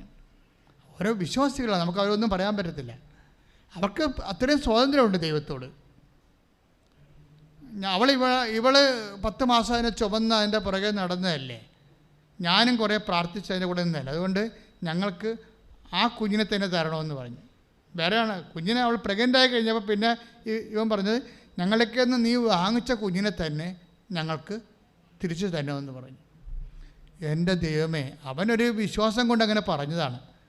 പക്ഷേ ഈ കുഞ്ഞ് ജനിച്ചു കഴിഞ്ഞിട്ട് അതിൻ്റെ ബ്ലഡ് ഗ്രൂപ്പ്, അവൻ്റെ വെയിറ്റ്, അവൻ്റെ മുടിയുടെ ചുരുളൻ നിറം, അതുപോലെ തന്നെ അവൻ്റെ അലർജികൾ നിലവാരം എല്ലാം ആദ്യത്തെ കുഞ്ഞിൻ്റെ തന്നെയാണ്. നമ്മൾക്ക് മനസ്സിലാക്കേണ്ടത്, നിന്നെ ദൈവത്തിന് ഏത് വിധേനയും സഹായിക്കാൻ പറ്റും. ക്ലിയർ അല്ലേ? ഏത് വിധേന. ഇപ്പം അനിതയുടെ സാക്ഷ്യത്തിലേക്ക് നമ്മൾ തിരിച്ചു വരികയാണ്. അനിതയ്ക്ക് സംഭവിക്കുന്നത് എന്താ? അനിതയ്ക്ക് സംഭവിക്കുന്നത് ഈ ഉടമ്പടി എടുത്ത് ഒരാഴ്ച കഴിഞ്ഞപ്പോൾ അനിതയുടെ പഴയ ക്ലാസ്സിൽ പഠിച്ച ഒരു ഫ്രണ്ട്, ആ സ്റ്റോറി ഭയങ്കര രസമാണ്. അനിതയുടെ ലൈഫിലേക്ക് അറിയാം എന്താ സംഭവിച്ചതെന്ന്. ഇനി ഉടമ്പടി ഇനിയിപ്പോൾ അപ്പോൾ അവൾക്ക് വന്ന മാറ്റം എന്താണ്? അവൾ ഉടമ്പടി എടുത്ത് ദൈവത്തിൻ്റെ മകളായി, ആ കുടുംബത്തോളം ദൈവത്തിൻ്റെ മകളായി. അത് രസമുണ്ടെന്ന് വെച്ച് കഴിഞ്ഞാൽ ആദ്യത്തെ 3 ദിവസമൊക്കെ ഈ ബ്രെയിനൊക്കെ ഡാമേജായി ഓർമ്മയില്ലാതൊക്കെ കിടക്കുന്ന ഭർത്താവില്ലേ, അയാൾ ആദ്യമൊക്കെ അയാളുടെ ഒരു അവസ്ഥയിൽ പിടിച്ചു നിൽക്കാൻ വേണ്ടി അയാളും ഭാര്യയും കുഞ്ഞുങ്ങളും കാണിക്കുന്ന അവരുടെ വിശ്വാസത്തിനല്ലല്ലോ അത്. അപ്പം ആ ഭാര്യയും കുഞ്ഞുങ്ങളും കാണിക്കുന്ന ഒരു രീതിയിൽ കണ്ടിട്ട് അയാൾക്ക് ചിരിയും വരുന്നുണ്ട്, സങ്കടവും വരുന്നുണ്ട്. അയാളെ കിടന്നുണ്ട്. ചേട്ട പറഞ്ഞ ഇവർ പ്രത്യക്ഷീകരണ പ്രാർത്ഥനയൊക്കെ അമ്മയും മക്കളും കൂടിയിരുന്നാണ് പ്രാർത്ഥിക്കണതേ. മറ്റയാൾ കട്ടിലെ തളർന്ന് അവസാനമായി കിടക്കുകയാണ്. അപ്പം ഈ മനുഷ്യന് ഈ കുടുംബം കരകയറാൻ വേണ്ടി തൻ്റെ ഭാര്യയും മക്കളും കൂടി ഇരുന്നുകൊണ്ട് ഓരോ കാര്യങ്ങൾ ചെയ്യണ കാണുമ്പോൾ അയാൾ നോക്കി ചിരിക്കും. കളിയാക്കി ചിരിക്കണമല്ല, നിസ്സഹായതയിലുള്ള ചിരിയാണ്. നിങ്ങളത് അനുഭവത്തിലൂടെ പോയാൽ നമുക്കത് മനസ്സിലാകത്തുള്ളൂ. പക്ഷെ 3 ദിവസം കഴിഞ്ഞപ്പോൾ അയാളും പ്രത്യക്ഷീകരണ പ്രാർത്ഥന ഈ കട്ടിലേക്ക് കിടന്നുകൊണ്ട് ചെല്ലാൻ തുടങ്ങി. 3 ദിവസം അങ്ങനെ ഒരു അഭിഷേകം പുള്ളിക്ക് കിട്ടി. പ്രത്യക്ഷീകരണ പ്രാർത്ഥന ചെല്ലാനുള്ള ഓർമ്മയില്ലാതെ മലമൊക്കെ പോണ ഒരാളാണ്. നിങ്ങൾ ഓർക്കണം, ആ മനുഷ്യൻ അവിടെ കിടന്ന് ആ കുരിശിൽ കിടന്ന് ആ മനുഷ്യൻ ചെല്ലുകയാണ് പ്രാർത്ഥന. എല്ലാ ഓർമ്മയും ആരോഗ്യവും ഉള്ളവൻ ഉടമ്പടി എടുത്തിട്ട് പ്രത്യക്ഷീകരണ പ്രാർത്ഥന മറന്നു പോയാൽ അവനെ ദൈവം എന്തെന്ന് വിളിക്കേണ്ടി വരും. ഇത് കേൾക്കണം നിങ്ങൾ. ഈ മനുഷ്യന് ഓർമ്മയില്ലായിരുന്നിട്ട് അദ്ദേഹം ഇവിടെ കണ്ടിട്ടില്ല, എന്താണെന്ന് പോലും അറിയത്തില്ല. ദൈവത്തിന് തൊടാനുള്ള അവസാനത്തെ ഒരു പിടിവള്ളി പോലെ എൻ്റെ മക്കളും ഭാര്യയും കൂടി ഇരുന്ന് ചെല്ലണം ഈ പ്രാർത്ഥന. ആ മനുഷ്യൻ കിടന്നുകൊണ്ട് ചെല്ലുകയാണ്. ചെല്ലി ഒരാഴ്ച കൂടി 3 ദിവസം കൂടി കഴിഞ്ഞപ്പോൾ ഈ അനിത തൻ്റെ കൂടെ 10ാം ക്ലാസ്, ഇവിടെ 10ാം ക്ലാസ് വരെ പഠിച്ചതാണ്. പിന്നെ പൈസ ഇല്ലാതെ കൊണ്ട് പഠിച്ചില്ല. പക്ഷെ അവൾ ബ്രില്യൻ്റ് ആണെന്നുള്ളത് അവളുടെ വർത്തമാനം കേൾക്കുമ്പോൾ അറിയാം. അപ്പോൾ ഒരു കൂട്ടുകാരനെ കണ്ട്, അയാൾക്ക് കോപ്പറേറ്റീവ് ബാങ്കിൽ എവിടെ ജോലിയുള്ളതാണ്, ബാങ്കിൽ ജോലിക്കാരനാണ്. അപ്പോൾ അനിതയെ കണ്ട പഴയ കൂട്ടുകാരത്തെ കണ്ട പറഞ്ഞ്, എടി അനിതേ, ഞാനിപ്പോൾ എനിക്ക് ഒരു പോളിസി തരാം കേട്ടാ, നീ ഒരു ഡിപ്പോസിറ്റ് തരാമെന്ന് പറയും. ആരോടാ പറയണത്? പാത്രം മേടിക്കാൻ കാശില്ലാത്ത, തിന്നണ പാത്രം മേടിക്കാൻ പറ്റാത്ത ഒരാളിനോട് പറയണേ അയാൾക്ക് ഒരു ഡിപ്പോസിറ്റ് കൊടുക്കാൻ. അപ്പോൾ ഉടനെ അനിത പറയും, അനിത തൻ്റെ ഇടവൊന്നും ആരോടും പറയാത്ത ഒരാളാണ്, അതാണ് മനസ്സിലാവും. ആ പറഞ്ഞ്, എടാ എനിക്കിപ്പോൾ അതിനുള്ള പരുവൊന്നുമില്ല എന്ന് പറയും. അതും പറഞ്ഞ് കേട്ടോ, നിൻ്റെ ഫോൺ നമ്പർ ഇങ്ങോട്ട് തരാൻ പറഞ്ഞു. പരുവം ഉണ്ടായില്ല എന്ന് വീട്ടിൽ വരുമ്പോൾ നോക്കാമെന്ന് പറയും. ഇവന് ഈ അധികാരമുണ്ടല്ലോ, അവർക്ക് പരസ്പരം പഠിച്ചവർക്ക് അങ്ങോട്ടും ഇങ്ങോട്ടും ഭയങ്കര അധികാരമായിരിക്കുമല്ലോ. അവർ ഇത്ര ഉയർന്നു പോയാലും താഴ്ന്നു പോയാലും ഒരു ബന്ധമുണ്ടാകും. അപ്പോൾ അത് അവനുടനെ കഴിഞ്ഞ അടുത്ത ആഴ്ച തിരക്കി വരും പോളിസി മേടിക്കാൻ വേണ്ടി. ഇവിടുന്ന് ആ ഡിപ്പോസിറ്റ് മേടിക്കാൻ വേണ്ടി തിരക്കി വരും. എന്നിട്ട് വിളിക്കും, അടുത്ത് വന്ന് എവിടെയോ ഒന്ന് വിളിച്ചിരിക്കും, നിൻ്റെ വീട് എവിടെയാണ്, ഞാൻ ഇവിടെ വരെ എത്തിയണമെന്ന് പറയും. അങ്ങനെ അവൻ ഇവളുടെ വീട്ടിൽ വരും. വീട്ടിൽ വരുമ്പോഴാണ് ഈ കോലം കണ്ടിട്ട് അവൻ യഥാർത്ഥത്തിൽ കരഞ്ഞു പോകും. അത്രക്കും കാര്യം അവനതൊന്നും പ്രതീക്ഷിച്ചില്ലല്ല. പിന്നെ ഇപ്പം ഈ അവസ്ഥ കണ്ടില്ലേ, പിന്നെ ഇപ്പം എന്താ ചെയ്യാൻ പറ്റണമെന്ന് നോക്കിയിട്ട് അവനുടനെ ഒരു ക്ലീനിങ് ജോലി ഇവർക്ക് വാങ്ങിച്ചു കൊടുക്കും. ഇത് 2 മണിക്കൂർ ഓരോ വീടുകളിൽ പോയി ക്ലീൻ ചെയ്യണം. അതാണ് ഇപ്പോൾ തൽക്കാലം ചെയ്യാൻ പറ്റത്തുള്ളൂ. പക്ഷേ അവൾ പറയുന്നൊരു വാക്കുണ്ട്, അവിടെ എല്ലാം അവനെ കൊണ്ടുവന്ന മാതാവാണ്. അതാണ് വിഷയം. എൻ്റെ ക്ലാസ്മേറ്റ് വന്നതല്ല പറയണത്, ക്ലാസ്മേറ്റിലൂടെ വന്നതാരാണ്? മാതാവാണ്. കാര്യം എന്താണ്? അവൻ എനിക്ക് കാണിച്ചു തന്ന വീടെല്ലാം ഈശോൻ്റെ വീടാണെന്ന്. എന്ന് വെച്ചാൽ അവിടെ ഈശോനെ അക്ഷരാർത്ഥത്തിൽ ഈശോനെ ജീവിക്കുന്ന വീടാണ്. ഇപ്പോൾ അവിടെ ഒരു മാമിനെക്കുറിച്ച് പറയും. ഇപ്പോൾ മാമൻ ഇവളേക്കാൾ പ്രായം കുറഞ്ഞതാണെങ്കിലും ഇവളോട് ഭയങ്കര ഇഷ്ടമാണ്. അപ്പോൾ അവളുടെ വിശേഷമൊക്കെ തിരക്കും. ഇവളൊന്നും പറയത്തില്ല, ഇങ്ങനെ വിട്ട് പറയണ ആളല്ല. പക്ഷേ മകൾ വന്ന് വീട്ടിൽ നീ എൻ്റെ മകളെന്ത് ചെയ്യുമെന്ന് പറയുമ്പോൾ പറയും മകളെ ഫീസ് അടക്കാൻ പറ്റാതെ വന്ന് വീട്ടിൽ നിൽപ്പുണ്ടെന്ന് പറയും. അപ്പോൾ മാം പിന്നെ കുഞ്ഞിനെക്കുറിച്ച് ചോദിക്കും. അവൾക്ക് 1,70,000 രൂപ വേണം, 1,70,000 രൂപ വേണം അവളുടെ ഫീസ് അടക്കണമെങ്കിൽ. അതുടനെ പറഞ്ഞാൽ അവളോട് ഇങ്ങനെ പറ, അവളുടെ ബാങ്ക് ഡീറ്റെയിൽസ് തരാൻ പറഞ്ഞു. അപ്പോൾ ഈ ബാങ്ക് ഡീറ്റെയിൽസിലേക്ക് മാം ഈ 7,70,000 രൂപ പെട്ടെന്ന് കൊടുക്കും. അപ്പോൾ ഒരു വിഷയം ഞാൻ പറഞ്ഞത്, ഇവരൊക്കെ നേരത്തെ ജീവിച്ചിരുന്ന ആൾക്കാരാണല്ലേ. മാതാവ് ലിങ്ക് ചെയ്യണ കണ്ട നിങ്ങൾ മനസ്സിലാക്കണം. അങ്ങനെയാണ് നിങ്ങളിവിടെ മാമിൻ്റെ വായിട്ട് നോക്കിയിരിക്കരുത്, മാതാവ് നോക്കിക്കൊണ്ടിരിക്കണം. അതായത് ഇവരെല്ലാം നേരത്തെ ഉണ്ടായിരുന്ന ആൾക്കാരാണ്. അമ്മ ഇതെങ്ങനെയാണ് ലിങ്ക് ചെയ്യണമെന്ന് നോക്കി. ഒരു ഉടമ്പടിയുടെ സഞ്ചാരം നിങ്ങൾ ശ്രദ്ധിക്കണം. അത് കഴിഞ്ഞപ്പോൾ പിറ്റേ ആഴ്ച ഇവർ കൂട്ടുകാരെല്ലാം വിളിച്ചുകൊണ്ട് ഇവൻ തിരിച്ചു വരും. അവിടെ പഴയ ക്ലാസ്മേറ്റ് അല്ലേ, ഇങ്ങനെ പ്രളയം കയറി വീടെല്ലാം നഷ്ടപ്പെട്ട് ഭർത്താവ് വണ്ടി ഇടിച്ച് ജീവിക്കാൻ നിവൃത്തിയില്ലാത്ത ഒരവസ്ഥ കിടക്കുന്നത്. അവിടെ കൂട്ടുകാരെ എല്ലാം വിളിച്ചുകൊണ്ട് വരും. പണ്ട് 10ാം ക്ലാസ് പഠിച്ച പിള്ളേരെ എല്ലാം വിളിച്ചുകൊണ്ട് വരും. അവരൊക്കെ ഇപ്പോൾ ഉദ്യോഗസ്ഥന്മാരാണ് പലരും, ഒത്തിരി പേര് നല്ല വരുമാനമുള്ളവരാണ്. അവരെങ്ങനെ വരുന്നത്? അവരിവളുടെ വീട് 3 മുറിയും വാരവും സിറ്റൗട്ടും എല്ലാം ഉള്ളൊരു മുറിയുടെ സ്കെച്ച് എൻജിനീയറിനെ കൊണ്ട് വരപ്പിച്ചുകൊണ്ട് വരികയാണ്. പറഞ്ഞിട്ട് ഇതാണ് നിൻ്റെ വീടെന്ന് പറയും. ഒരാഴ്ച കഴിഞ്ഞപ്പോൾ തറക്കല്ലിട്ട് കൊടുത്തിട്ട് വീട് പകുതി മുക്കാലും കഴിഞ്ഞിപ്പോൾ പെട്ടെന്ന്.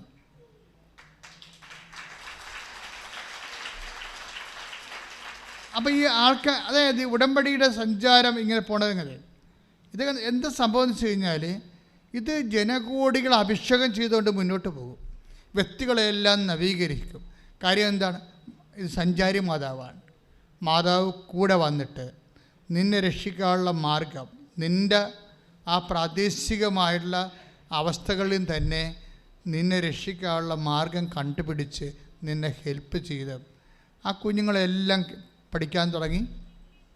എല്ലാവരെയും ഇതൊക്കെ പെട്ടെന്നാണ് ഇതെല്ലാം സംഭവിക്കുന്നത്. ഞാൻ എന്താ പറഞ്ഞു വരുന്നതെന്ന് ചോദിച്ചു കഴിഞ്ഞാൽ, എനിക്ക് തോന്നുന്നത് കുറച്ചുകൂടി നിങ്ങൾ കമ്മിറ്റ് ആകാൻ വേണ്ടിയാണ് ഞാനിത് വിശദീകരിക്കുന്നത്. നിങ്ങളുടെ പലരും ഉണ്ട ഒരു വിഷയം, നിങ്ങൾക്ക് ദൈവത്തെ ഇപ്പോൾ ഇവരൊക്കെ ഇപ്പോൾ ഈ അനിതയൊക്കെ ഫസ്റ്റ് ടൈമാണെന്ന് തോന്നണത്, ആദ്യമാണ് ഈ ഈശോനെയൊക്കെ പരിചയപ്പെടുന്നത്. പക്ഷെ പരിചയപ്പെട്ടതിൻ്റെ അവസ്ഥ കണ്ടില്ലേ? നിങ്ങൾക്ക് പലർക്കും ഉള്ളൊരു വിഷയം പണ്ടേ പരിചയപ്പെട്ടതാണ് നിങ്ങളുടെ ദുരന്തം. നിങ്ങൾക്കെല്ലാം ഉള്ളൊരു കുഴപ്പം പണ്ടേ പരിചയപ്പെട്ടതാണ്. അന്ന് തന്നെ ഈ നാട്ടുകാർ പറഞ്ഞപ്പോൾ മണവാഞ്ചമ്പലത്തിൽ ഓരോ കാര്യം കൈകാര്യം ചെയ്ത് കുളമായി. ഇന്ന് സത്യസന്ധമായ കാര്യങ്ങൾ കേട്ടാലും അത് പഴയതുപോലെ കണ്ടിട്ട് ഒരു 10 ചിലപ്പോൾ 5 മണിക്ക് എഴുന്നേക്കും, ചിലപ്പോൾ 8 മണിക്ക് എഴുന്നേക്കും, ചിലപ്പോൾ പ്രത്യക്ഷ പ്രാർത്ഥന ചെല്ലത്തില്ല. അങ്ങനെയൊക്കെ തിരിച്ച് ഇരന്ന് പണി മേടിച്ചിട്ടാണ് ഈ പ്രശ്നം വന്നിരിക്കുന്നത്. അതുകൊണ്ട് ആദ്യമായിട്ട് യേശുവിനെ പരിചയപ്പെട്ട ആൾക്കാർ കാണിക്കുന്ന ഒരു ആക്രാന്തങ്ങളില്ലേ, ആധ്യാത്മിക ആക്രാന്തം, ദൈവത്തോടുള്ള അടുപ്പവും സ്നേഹവും, അതുപോലെ നിങ്ങൾ റീസെറ്റ് ചെയ്യണം. എന്നിട്ട് ആയിരങ്ങളെ ഇതിനകം രക്ഷപ്പെടുത്തി ആത്മഹത്യ എന്നപോലെ വീണ്ടെടുത്ത ആ ഉടമ്പടിയിൽ സഞ്ചരിക്കുന്ന മാതാവും, അത് ഓരോരുത്തർ അനിത എന്താ പറയണത്, അനിത പറഞ്ഞത് എനിക്കെങ്ങനെ മനസ്സിലായത് വെച്ചാൽ, ഞാൻ ഇവനെ കാണുന്നതിന് മുമ്പ്, എൻ്റെ കൂട്ടുകാരനെ കാണുന്നതിന് മുമ്പ് മാതാവിനെ കണ്ടു എന്നാണ് പറയണത്. അത് ഇവർ രണ്ടും പറയുന്നുണ്ട്. റോയിയുടെ വൈഫും പറയുന്നുണ്ട്, അനിതയും പറയുന്നുണ്ട് മാതാവിനെ കണ്ടു. അതിനാണ് നമ്മൾ സഞ്ചാരി മാതാവ് എന്ന് പറയണത്. ഒരു നിമിഷം അമ്മയുടെ സാന്നിധ്യം നമുക്ക് അനുഭവപ്പെടും. ഒരുത്തര് തിരി തെളിക്കുമ്പോഴാണ് അമ്മയുടെ സാന്നിധ്യം വന്നു പോയത്.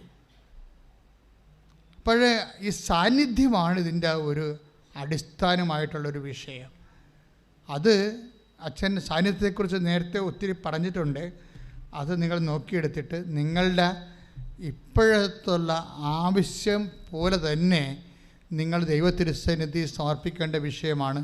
അമ്മേ, എനിക്ക് അമ്മയെ തൊടണം, അമ്മയെ എനിക്ക് കാണണം എന്ന് പറഞ്ഞ് പ്രാർത്ഥിച്ച് സുവിശേഷ വിഹിതമായ ജീവിത വിശുദ്ധിയിലൂടെ ഉടമ്പടി ഇഹത്തിലും പരത്തിലും മഹത്വം പ്രാപിക്കാൻ ദൈവത്തിൻ്റെ സംവിധാനമാണെന്നുള്ള ആ ഒരു ബോധത്തിൽ അതിലേക്ക് ദൈവമാണ് നിങ്ങളെ കൊണ്ടുവന്നിരിക്കണം എന്നുള്ള വളരെ വലിയ ഒരു അറിവിൽ നിങ്ങൾ വിജയിച്ച് അതിൽ ഉടമ്പടിയുടെ എല്ലാ കാര്യങ്ങളും സത്യസന്ധമായി നിറവേറ്റി നിങ്ങൾ ദൈവത്തെ പ്രാപിക്കാൻ പരിശുദ്ധ അമ്മയിലൂടെ സഹായിക്കട്ടെ എന്ന് പ്രാർത്ഥിച്ചുകൊണ്ട് സ്തുതിക്കട്ടെ. ഹല്ലേലൂയ, ഹല്ലേലൂയ, ഹല്ലേലൂയ, ഹല്ലേലൂയ, ഹല്ലേലൂയ, ഹല്ലേലൂയ.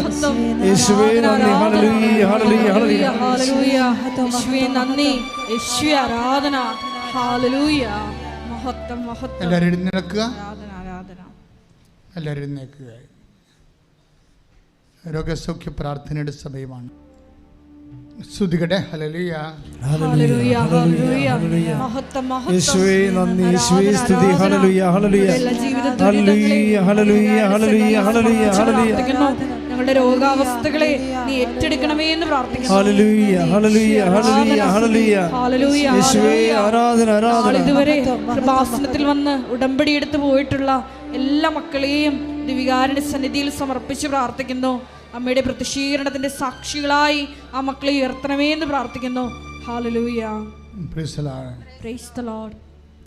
എൻ്റെ മക്കളെ അച്ഛൻ കൈ ഉയർത്തിക്കൊണ്ട് ഈശോയുടെ നാമത്തിൽ അവിടെ നിന്ന് നൽകിയ പൗരോഹിത്യത്തിൻ്റെ ഒരു ആധ്യാത്മികമായ ശുശ്രൂഷയുടെ ഭാഗമായി കർത്താവിൻ്റെ അരുളപ്പാട് അനുസരിച്ചാണ് ധ്യാനകേന്ദ്രങ്ങളിലെ രോഗസൗഖ്യ പ്രാർത്ഥന നടക്കുന്നത്. സ്ത്രീകന്മാരെ ഈശോ ഏൽപ്പിച്ചതാണ്. നിങ്ങളേത് ഭവനത്തിൽ ചെന്നാൽ ആ ഭവനത്തെ ആശീർവദിക്കണം, അവിടെയുള്ള രോഗികളെ സുഖപ്പെടുത്തണം. ആദിമസഭയിലും അതുതന്നെയാണ് സഭ അനുവർത്തിച്ചത്. നിങ്ങളുടെ രോഗിയാകുമ്പോൾ സഭാപുരോഹിതനെ വിളിച്ചുകൊണ്ട് വരിക. അവർ വന്നവനെ സൈത്ത് പൂശി പ്രാർത്ഥിക്കട്ടെ എന്ന്. ഇപ്പം സൈത്ത് പൂശണത് ആദ്യകാലം മുതലുള്ള ദൈവികമായ നടപടിയാണ്. ഇപ്പം കഴിഞ്ഞ ദിവസങ്ങളൊരു സാക്ഷി ഉണ്ടായില്ലേ, അച്ഛൻ്റെ അടുത്ത് വന്നപ്പോൾ എൻ്റെ സൈത്ത് എൻ്റെ കയ്യെ തേച്ച് തന്ന് ഞാനത് കൊണ്ടുപോയി എൻ്റെ വയറിൽ പെരട്ടി. അപ്പോൾ സിസ്റ്റും അതുപോലെ ഫൈബ്രോയിഡുകളും അപ്രത്യക്ഷമായെന്നും പറഞ്ഞൊരു സാക്ഷ്യമുണ്ട്. വലിയ സാക്ഷ്യമാണ്. തിരുവനന്തപുരം ഭരണീയത്തുള്ള ഒരു മോളുടെ സാക്ഷ്യമാണ്. അപ്പം അത് തന്നെയാണ് ഇന്നും അടയാളങ്ങൾ ഇന്നും നടന്നുകൊണ്ടിരിക്കുക. ഇതിലൊന്നും ആൾദൈവമോ സിദ്ധം കളിയോ ഒന്നുമില്ല. സുവിശേഷത്തിൽ കർത്താവ് നൽകിയ വാഗ്ദാനങ്ങൾ കർത്താവിൻ്റെ നാമം വിളിച്ചപേക്ഷിക്കാനാണ് ഞങ്ങളെ ധ്യാനകേന്ദ്രങ്ങളിൽ നിങ്ങളെ ഒരുക്കുന്നത്. അതിനെ കർത്താവിൻ്റെ നാമം വിളിച്ചപേക്ഷിക്കണമെങ്കിൽ അത്തരത്തിലും ഹൃദയത്തിലും വിശുദ്ധി സൂക്ഷിക്കണം. അതിനായി ഞങ്ങൾ നിങ്ങൾക്ക് വചനങ്ങൾ നൽകുന്നത്. വചനാധിഷ്ഠിതമായി നിങ്ങൾ വിശുദ്ധീകരിച്ച് കർത്താവിൻ്റെ നാമം വിളിച്ചപേക്ഷിക്കുമ്പോൾ യേശുക്രിസ്തു 2 കൊരിന്ത്യർ 1:20 പറയുന്നു, സകല വാഗ്ദാനങ്ങളുമാണ്, രോഗശാന്തി മാത്രമല്ല, സകല വാഗ്ദാനങ്ങളുമാണ് ക്രിസ്തുവിൽ. അതുകൊണ്ടാണ് ക്രിസ്തുവിനെ പ്രാപിക്കാൻ നമ്മൾ ഏറ്റവും കൂടുതൽ സഫിസ്റ്റിക്കേറ്റഡ് ആയിട്ടുള്ള വെപ്പണാണ് ഉപയോഗിക്കുന്നത്. അത് മരിയൻ വെപ്പണാണ്. അതാണ് മരിയൻ ഉടമ്പടി എന്ന് പറയുന്നത്. അതുകൊണ്ടാണ് ഇത്രയും അടയാളങ്ങൾ നടക്കാൻ കാരണം. അതാണ് ലോകത്ത് എല്ലാ ദിവസവും സാക്ഷ്യം പറയണ ഒരേ ഒരു ധ്യാനകേന്ദ്രമാണ്. അതൊക്കെ മനസ്സിലായി. അതെന്താ കാര്യം? മരിയനായതുകൊണ്ടാണ്. മരിയൻ്റെ അങ്ങനെ ഒരു ഗുണമുണ്ട്. ശരിക്കും മരിയൻ എന്താണെന്ന് നമുക്ക് ഇന്നും അച്ഛന് പിടിയിട്ടില്ല, എനിക്ക് പിടിയിട്ടില്ല. ഞാൻ സെമിനാരി ചെയ്യുമ്പോൾ ഞങ്ങളുടെ സെമിനാരി പാർലറിൽ ഒരു ഭൂഗോളവും പിടിച്ചു നിൽക്കുന്ന മാതാവിൻ്റെ വലിയൊരു ഛായാഗ്രഹ ചിത്രമുണ്ടായി. അവിടെ എഴുതി വെച്ചിട്ടുണ്ട് റെജീന മിഷനോരും എന്ന് വെച്ചിട്ടുണ്ടെങ്കിൽ ദ ക്വീൻ ഓഫ് മിഷൻസ്. ആത്മാക്കൾ യേശുവിനെ അറിയാത്തവരുടെ അറിയിക്കാൻ വേണ്ടിയുള്ള മിഷൻ്റെ രാജ്ഞിയാണ് അമ്മയെന്ന്. ഇപ്പം ആ രൂപം അവിടെ നിന്നെടുത്ത് മാറ്റിയിട്ടുണ്ട്. അതിന് പകരം മനുഷ്യൻ്റെ രൂപം വെച്ചിട്ടുണ്ട്. എനിക്ക് ഭയങ്കര സർക്കാസ്റ്റിക്കായിട്ട് തോന്നി.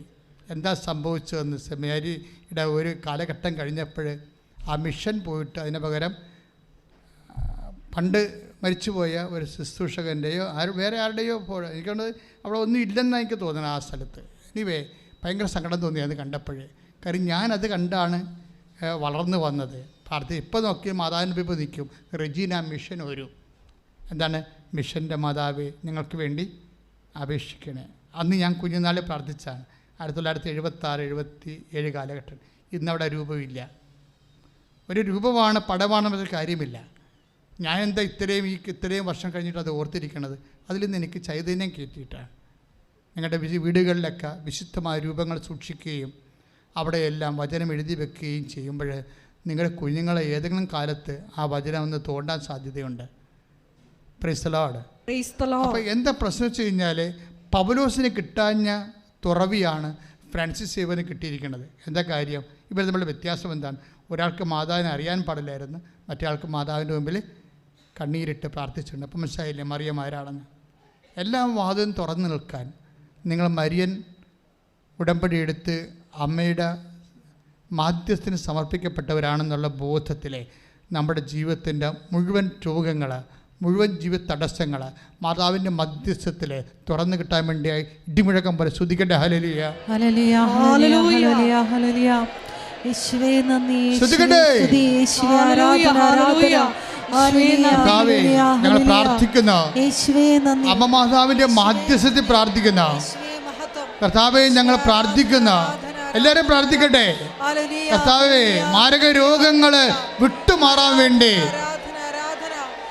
അമ്മ മാതാവിൻ്റെ മാധ്യസ്ഥത്തിൽ പ്രാർത്ഥിക്കുന്ന തീരാ വേദികള് വിട്ടുമാറാൻ വേണ്ടി അമ്മ മാതാവിൻ്റെ മാധ്യസ്ഥത്തിൽ പ്രാർത്ഥിക്കുന്ന ജോലിയില്ലാത്തവരെ, സാമ്പത്തിക ബാധ്യതയുള്ളവരെ, ജീവിതം മടുത്തവരെ, തീർന്നവരെ, എല്ലാ വാതിലും അടഞ്ഞു പോയവരെ തുറക്കപ്പെടാൻ വേണ്ടി ഉടമ്പടി എടുത്ത മുഴുവനും ആവശ്യങ്ങളുടെ മേലും ദൈവത്തിൻ്റെ കൃപ ചൊരിയാൻ വേണ്ടി എല്ലാ അടഞ്ഞുപോയ വാതിലുകളും, എല്ലാ തരത്തിലുള്ള തടസ്സങ്ങൾ, ജോലിക്കുള്ള തടസ്സങ്ങൾ, വിസയ്ക്കുള്ള തടസ്സങ്ങൾ, പഠനത്തിനുള്ള തടസ്സങ്ങൾ, സാമ്പത്തിക വരുമാന തടസ്സങ്ങൾ, ആധ്യാത്മിക മുന്നേറ്റ തടസ്സങ്ങൾ, രോഗത്തിൻ്റെ എല്ലാവിധ ആവശ്യകതകളും യേശു ക്രിസ്തുവിൻ്റെ ഉന്നതമായ നാമത്തിലെ അമ്മ മാതാവിൻ്റെ മാധ്യസ്ഥത്തിലെ സൗഖ്യം പ്രാപിക്കട്ടെ, തടസ്സങ്ങൾ മാറട്ടെ. യേശുവേ സ്തോത്രം. ഹല്ലേലൂയ, ഹല്ലേലൂയ, ഹല്ലേലൂയ, ഹല്ലേലൂയ.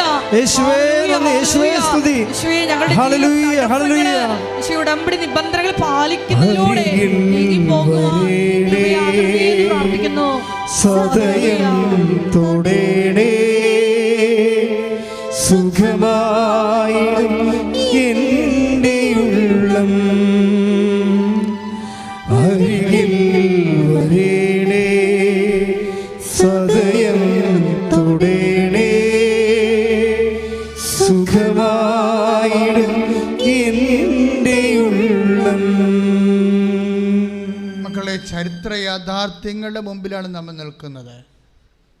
നിങ്ങളൊന്ന് പ്രാർത്ഥിച്ച്, കർത്താവേ, കർത്താവേ, പരിശുദ്ധ അമ്മയെ, പരിശുദ്ധ അമ്മയെ ആശ്രയിച്ചുകൊണ്ട് അമ്മയുടെ മാധ്യസ്ഥത്തിലെ ഞങ്ങൾ അങ്ങയോട് പ്രാർത്ഥിക്കുന്നു.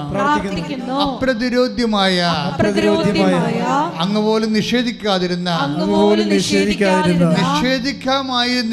നിഷേധിക്കാമായിരുന്നിട്ടും അമ്മയുടെ വാക്ക് മാനിച്ച അമ്മയുടെ മാധ്യസ്ഥത്തിലെ ഞങ്ങൾ ചെയ്ത ഉടമ്പടി പ്രകാരം വെച്ചിരിക്കുന്ന മുഴുവൻ വിഷയങ്ങളുടെ മേലും അടയാളങ്ങൾ ലഭിക്കട്ടെ. ദൈവനാമത്തിൽ ദൈവനാമത്തിന് മഹത്വം ഉണ്ടാകട്ടെ. ഹല്ലേലൂയ, ഹല്ലേലൂയ, ഹല്ലേലൂയ. യേശുവേ നന്ദി. ഹല്ലേലൂയ, ഹല്ലേലൂയ, ഹല്ലേലൂയ, ഹല്ലേലൂയ, ഹല്ലേലൂയ, ഹല്ലേലൂയ. യേശുവേ സ്തുതി. ഹല്ലേലൂയ, യേശുവേ ആരാധന. അരികിൽ വരേണേ സദയം തൊടേണേ സുഖമായിടും എൻ്റെ ഉള്ളം. അരികിൽ വരണമേ, അരികിൽ വരേണേ സദയം തൊടേണേ സുഖമായിടും എൻ്റെ ഉള്ളം. എൻ്റെ മക്കളെ, വീണ്ടും വിവാഹം ഒത്തുവരാത്തവര്, മക്കളില്ലാത്തവർ, ജോലിയില്ലാത്തവർ, കുടുംബത്തിൽ സമാധാനമില്ലാത്തവർ, ഭാഗോടമ്പടി നടക്കാത്തവർ, പല പല മരുന്ന് കഴിച്ചിട്ടും ഓപ്പറേഷൻ കഴിഞ്ഞിട്ട് പോലും രോഗം വിട്ടുമാറാത്തവർ, എല്ലാ തരത്തിലും ഒന്ന് ഈടറവായി പോയി ഒരു അനക്കവുമില്ലാതെ ഒരു ഫയലിന് ഒരു അനക്കമില്ലാതിരിക്കുന്നവരെ ഇനി എന്ത് ചെയ്യണം, എങ്ങനെ ജീവിക്കും, ആരോട് പറയും ഒന്നും അറിയാൻ പാടില്ലാതെ മാനസികമായും മരയിപ്പ് വന്നു പോയവരുടെ മേലെല്ലാം മാതാവിന്റെ മധ്യസ്ഥ ദൈവിക കൃപയുണ്ടാകാൻ വേണ്ടി ശ്രദ്ധിക്കട്ടെ. ഹല്ലേലൂയ ഹല്ലേലൂയ യേശുവേ നന്ദി. ഹല്ലേലൂയ ഹല്ലേലൂയ ഹല്ലേലൂയ പൗരോഹിത്യത്തെ മഹത്വപ്പെടുത്തണമേ. മാരക രോഗങ്ങൾ, തീരാവേദകൾ, ജീവിത ദുരിതങ്ങൾ യേശുവിന്റെ നാമത്തിൽ മാറിപ്പോകട്ടെ. ഹല്ലേലൂയ ഹല്ലേലൂയ ഹല്ലേലൂയ യേശുവേ ആരാധന ആരാധന. സദയം തുടേണേ സുഖമായിടും എൻ്റെ ഉള്ളം അരികിൽ വരേണേ സദയം തുടേണേ സുഖമായിടും എൻ്റെ ഉള്ളം. അന്വേഷണം മൗനമായി പ്രാർത്ഥിക്കുക. കണ്ണുകളടച്ച് മൗനമായി പ്രാർത്ഥിക്കുക. അച്ഛൻ എന്തെങ്കിലും കാര്യം ഒന്നും വിട്ടു പോയിട്ടില്ല. ജനറലായിട്ടാണ് എല്ലാ വിഷയവും ഈശോയ്ക്ക് ഏൽപ്പിച്ചിട്ടുണ്ട്. എങ്കിലും നിങ്ങൾക്ക് എന്തെങ്കിലും പറയാനുണ്ടെങ്കിൽ ഈ അനുഗ്രഹത്തിൻ്റെ സമയത്ത് പറയാം. ഓൺലൈനിൽ ഇരിക്കുന്നവർ പ്രത്യേകിച്ച് ഇപ്പോഴാണ് നിങ്ങളിത് തുറക്കുന്നതെങ്കിലും നിങ്ങൾ തുറന്ന് ഈ ആരാധനയിൽ അമ്മയോട് ചേർന്ന് നിങ്ങളുടെ സങ്കടങ്ങൾ സമർപ്പിച്ച് സാക്ഷികളാക്കണമെന്ന് പ്രാർത്ഥിക്കുക.